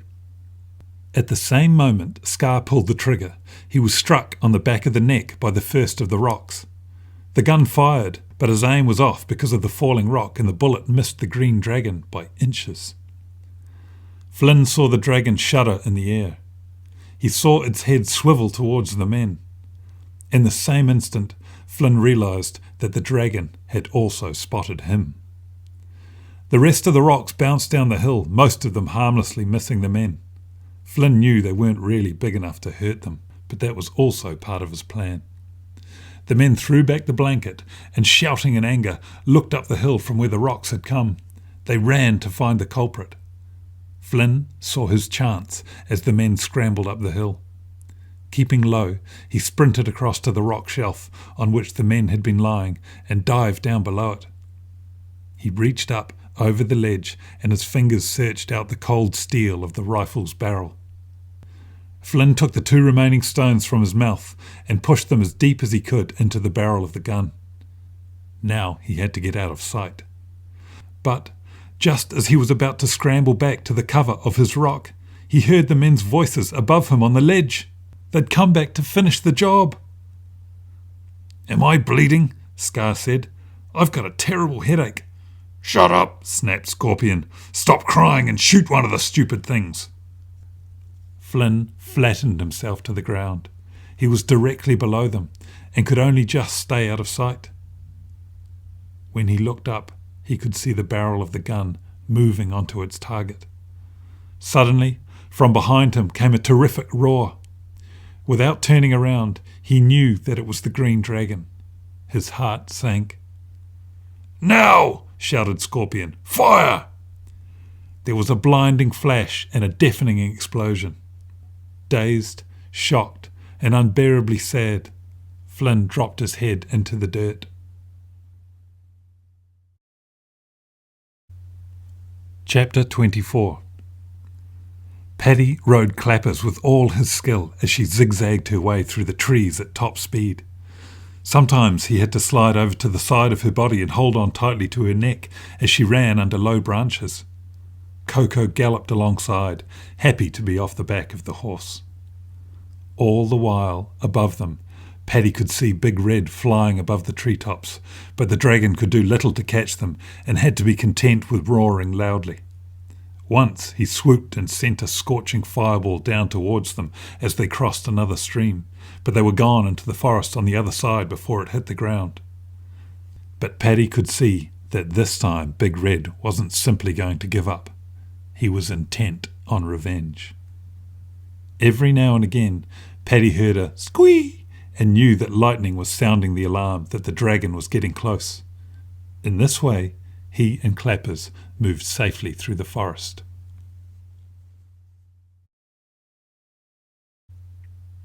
Chapter 25.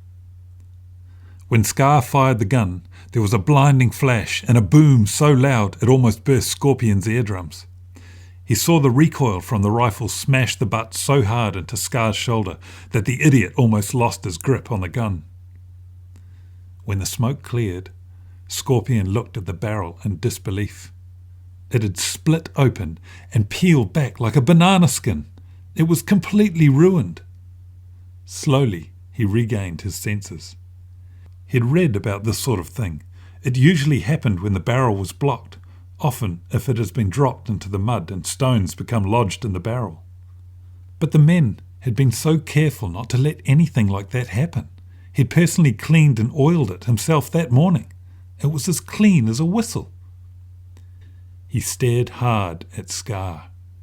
The fool must have dropped the gun when he wasn't watching. He balled his hand into a fist. But just then, the older of the 2 boys stood up right in front of them, opened his mouth wide, and roared like a wild animal. Scorpion recoiled, jumping to his feet. He promptly fell backwards over Spike. Scar let out a high-pitched squeal. Scorpion got back up, but became entangled in the camouflage blanket and went down again. The boy bolted. He ran up the hill, over the edge of the crater, and disappeared from view. By the time Scorpion and the other 2 had disentangled themselves and run up to the crater's rim, the little rat was almost at the trees.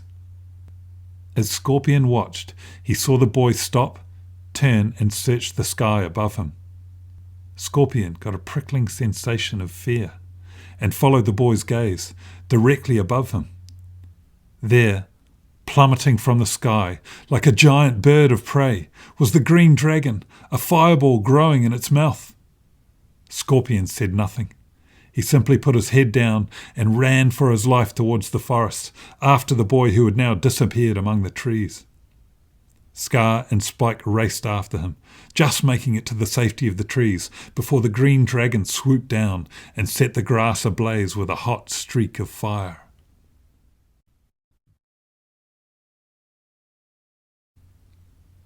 Chapter 26. A squee above him let Paddy know to be on the lookout for something up ahead. He hoped like mad it was his brother, alive and well, rather than anything or anyone else. He couldn't bring himself to think about what might happen if either of them failed in their missions. Clappers was breathing heavily. Paddy had pushed her harder than he ever had before, but she hadn't slowed down one bit. She still galloped through the forest at a tremendous pace, with Coco hard at her heels. The horse heard Lightning's call too, so when she rounded a tree and saw Flynn running for his life through the forest towards them, she let out a loud whinny of greeting. Flynn looked pleased to see them. He was obviously worn out. As Flynn and the horse converged onto the same path, Paddy leaned over towards his brother. He made a loop with his elbow. Flynn put out his arm and caught Paddy's, swinging himself around and up onto the back of their horse in one flowing movement. It was a trick the boys had practiced many times before. Paddy heard the men give a frustrated cry behind them. They were clearly upset to see that they were now trying to catch up with a horse. "You took ages," said Paddy. "Did it all go to plan?" "More or less," replied Flynn. "How about you?" The sound of Big Red's flapping wings came from above. "Can you hear him up there?" asked Paddy. "He's mighty grumpy." "Good job," said Flynn, smiling. "Now what?" asked Paddy. "Now we let Big Red teach these men some manners," said Flynn. "I like the sound of that," replied Paddy. "I stopped them from shooting a dragon," said Flynn. It was obvious he couldn't wait to tell his brother all about it. "Of course you did," said Paddy. "I'd expect nothing less." "You should see the one they were trying to shoot, Paddy. He's incredible. He's huge and graceful and so fast and strong. He's beautiful, as green as an emerald, with wings the colour of the sunset." "Whew," said Paddy. "I'd like to see that." "It's not over yet," said Flynn. "Slow down a bit. We need to let those men catch up." Paddy leaned back and Clappers responded, slowing to a walk. He listened as Flynn told him the plan. The trees thinned out as they made their way towards the eastern bays. They were making for a large clearing in the forest in which the boys sometimes stopped to rest when they were out exploring. Paddy kept Clappers at a steady pace and the men doggedly followed them. Paddy also kept a close eye on Big Red. When they reached the edge of the clearing, they stopped. Paddy turned the horse around. Above them, Big Red silently circled. The whole way through the forest, he hadn't made a sound. The men stumbled out of the trees, obviously tired and worn out. Seeing the boys quietly sitting on Clapper's back, they pulled up, clearly surprised to have caught up with them. An ugly smile spread across Scorpion's face as he drew his long knife. In response, Coco growled and bared her teeth. "This is your last chance," said Flynn. "You need to leave this island and never come back." Scar and Spike nodded in agreement, but Scorpion simply clenched his teeth and raised his knife. He was shaking with rage. "And you can tell your boss to give up trying to kill or own a dragon," added Paddy. "They're supposed to be free, not in some zoo or stuffed and put on display." "You little rats!" yelled Scorpion. "You'll be sorry." He walked towards the boys. Scar and Spike, obviously realising their choice had been made for them, followed close behind. Flynn shrugged. "Suit yourself," he said. Paddy spun Clappers around to face the open clearing. He waited until the men were almost upon them, then whispered into Clappers' ear. "Giddy up." Clappers took off across the clearing like a cheetah. The men broke into a run after them. Above, Big Red turned and swooped. The men had no idea that the world's most ferocious dragon was in a high-speed dive of death right above them. They chased the boys and their horse out into the middle of the clearing. Clappers rocketed across the open space. Paddy swivelled and looked up into the sky. The dragon was bearing down upon them, but it was clear the horse was too fast. The men, however, had barely made it to the centre of the clearing. As Paddy watched, he saw the dragon change course. Big Red was no longer heading for them, but instead had set his sights on the 3 hapless men. Suddenly, the dragon let forth a screaming roar that was so loud and terrifying the men froze in their tracks. Scorpion looked up in horror. Scar tripped and fell to the ground and lay there shaking like a leaf. Spike dropped to his knees and appeared to be saying his prayers. It would all be over in a matter of seconds. Chapter 27. Having reached the safety of the trees, Flynn and Paddy leapt off their horse and turned to see the terrifying sight of Big Red bearing down on the 3 men. "I think we might have to save them," said Paddy. "Agreed," replied Flynn. Paddy dug his heels into Clapper's flanks, wheeling her back towards the centre of the clearing. Paddy yelled at Big Red. Flynn whistled loudly and waved his hands above his head. It was enough to attract the attention of the dragon. He took one look at the brothers and changed course again. Now Big Red was coming for them, a fireball forming in his mouth. Flynn's whistle, meanwhile, had been heard by Lightning, who, true to his name, came hurtling down out of the sky like a bolt from a storm. Flynn watched as Lightning folded his wings against his body and dropped like a stone straight towards the red dragon's head. The beast was completely unaware that this tiny, fierce bundle of feathers, beak and talons was about to properly introduce himself. Just as Big Red ignited the ball of gas in his throat, Lightning was upon him, landing on his snout and pecking wildly at his eyes.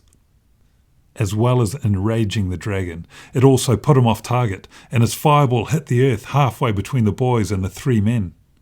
Flames spread across the clearing. Big Red screamed, twisting and turning, but was unable to rid himself of the brave bird. The boys seized their chance. The men had completely given up hope, so the brothers had to gallop right out to them to get their attention. "This way!" yelled Paddy. "Now, or you'll be killed!" The 3 men looked up at the boys with amazement. Although terrified, they seemed to understand that the brothers were trying to save them. Paddy slid off Clapper's back and gave Scorpion a kick up the backside. "Run!" he yelled. The men finally sprang into action. They got to their feet and ran for their lives. Paddy followed. Sliding forward, Flynn dug a knee into Clapper's neck and wheeled her around. She took off, sprinting for the safety of the forest. Paddy was just ahead of them. Flynn leaned over and slid an arm under Paddy's, hoping to slingshot him around onto the back of the horse. But he misjudged, and Paddy glanced off Clapper's shoulder, sending him sprawling on the ground. "Paddy!" yelled Flynn, wheeling Clappers around again. He would not leave his brother out here. He dug his heels hard into Clapper's flanks, but he knew it was too late. Big Red was upon them, blocking out the sun with his enormous bulk, his massive talons outstretched before him. Flynn braced for the impact. A green streak slashed through the sky. There came the sound of a massive impact, or rather the feel of one, as the green dragon, the one from the crater, came out of nowhere, slamming into the side of Big Red at scarcely believable speed. It seemed to shake the very air. The red dragon was taken out of the sky and smashed into the earth, sent tumbling over and over right across the clearing, finally coming to rest against the tree trunks around the edge. It took Flynn a moment to register what had just happened. He leaped down off the horse and pulled his brother to his feet as the 2 of them stood there, staring across the clearing at the dragons. Big Red was dazed and lay on his side. The green dragon stood, shook itself and then leapt into the air, flapping hard to rise out of the clearing. It circled them twice, looking down at the brothers, before it let forth a deafening roar, turned and flew away across the forest. Flynn looked at Paddy. His brother was speechless, his face lit up with excitement. "That was the green dragon you saved, wasn't it?" Flynn nodded. "He repaid the favour," he said, shaking his head in disbelief. As Flynn expected, The experience of almost being killed by Big Red had frightened the men so much that they weren't interested in fighting anymore. They lay among the trees, gasping with exhaustion and fright. Meanwhile, Big Red had recovered and taken to the air again. Every time they heard the red dragon roar or his shadow fell over the forest, the men twitched and whimpered in fright. "Get up! Time to go," said Paddy. He'd notched an arrow on his bow, and Flynn had a stone in the leather pocket of his slingshot. Coco growled softly. "You have two choices," said Flynn.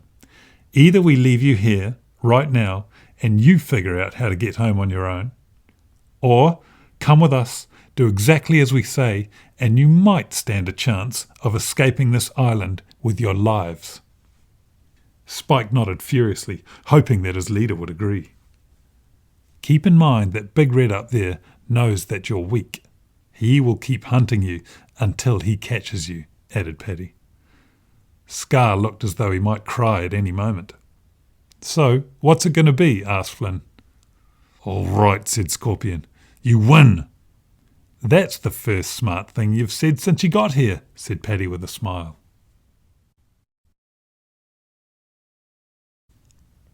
Chapter 28. The sky was darkening when they finally reached the eastern bays. A bright orange glow showed where the sun had gone down in the west. Paddy was tired beyond measure. It had not been easy giving Big Red the slip. First, the brothers had kissed Clappers and Coco on their hairy noses and sent them home. The boys attached a note to Coco's collar, telling their mum not to worry. Then came the job of hiding from Big Red as they made their way through the forest. Had it just been the brothers, it would have been easy, but the men were clumsy and so tired that they kept falling over logs and yelling out in pain. Each time Big Red heard the commotion and figured out where they were, they'd have to start the deadly game of hide-and-seek all over again. The boys cut ferns and branches and attached them to the rucksacks and hats of the men to camouflage them. It worked. As evening fell and the gloom deepened, eventually Big Red lost sight of them. Clearly angry at having to go hungry, the red dragon let forth a roar so loud that it made the three men shiver in fear. Then he turned for Mount Monstrous and flew away. The coast was now clear, and the party were finally able to make their way back to the eastern bays. Lightning fluttered down out of the trees and was sound asleep on Paddy's shoulder when the bays finally came into view. Paddy's heart leapt when he saw that instead of the black boat, his grandparents' yacht was anchored in the cove. The black boat was just a tiny dark spot on the horizon, anchored well outside of the reef. Paddy could see that it was a terrible shock to his father to see his two sons stumble out of the beach with three large men as their prisoners. But he didn't let on to the men. "Good evening, boys," he said brightly. "Everything's ready for you, just as you asked. Your grandmother's waiting on the yacht." He pulled the dinghy down to the water's edge and held it steady. The three men made to get in. "Not you," said their father sternly. "You can swim." The long swim to the yacht took the last bit of energy from the men. When they finally dragged themselves up the ladder to the back of the yacht, they were no match for the boys' fierce little grandmother. "If you think my grandsons are tough, then just wait and see what happens if you make me cross," she told them. "Now get yourselves up the front and stay there until I tell you," she ordered. The men didn't protest. They walked up to the bow of the yacht and collapsed, completely exhausted. When the boys came aboard, their grandmother gave them a cuddle. "You look like you've had a long day," she said. "Now, let's send these men home, shall we?" As always, Paddy marvelled at his grandmother's ability to weave her way through the complicated reef. There wasn't so much as a scrape on the yacht's hull, and all done in near darkness. In 10 minutes, they were out past the reef and bobbing up and down in a strong swell and a freshening wind, the beginnings of an ocean storm. When they neared the black boat, their grandmother winked at the brothers, then looked sternly at the men. "Over the side you go," she yelled. They protested. "Please bring us a little closer," pleaded Spike. "Flynn, Paddy," said their grandmother. The boys reached for their weapons. Paddy notched an arrow, and Flynn drew back a stone. "Aim for their butts, boys," yelled their grandmother. With a frightened shout, the 3 men leapt off the yacht and swam like crazy for the boat. "Watch out for the sharks," called their father, which made the men howl and swim even faster.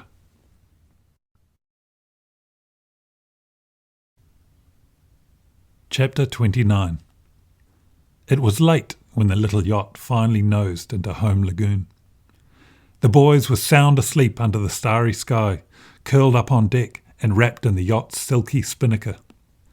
They didn't wake when their father carried them up to the house and laid them into their beds, nor when their mother kissed them, nor even when their grandfather stroked their faces. They didn't even stir when in the middle of the night the full fury of the storm hit, lashing rain hard against the windows.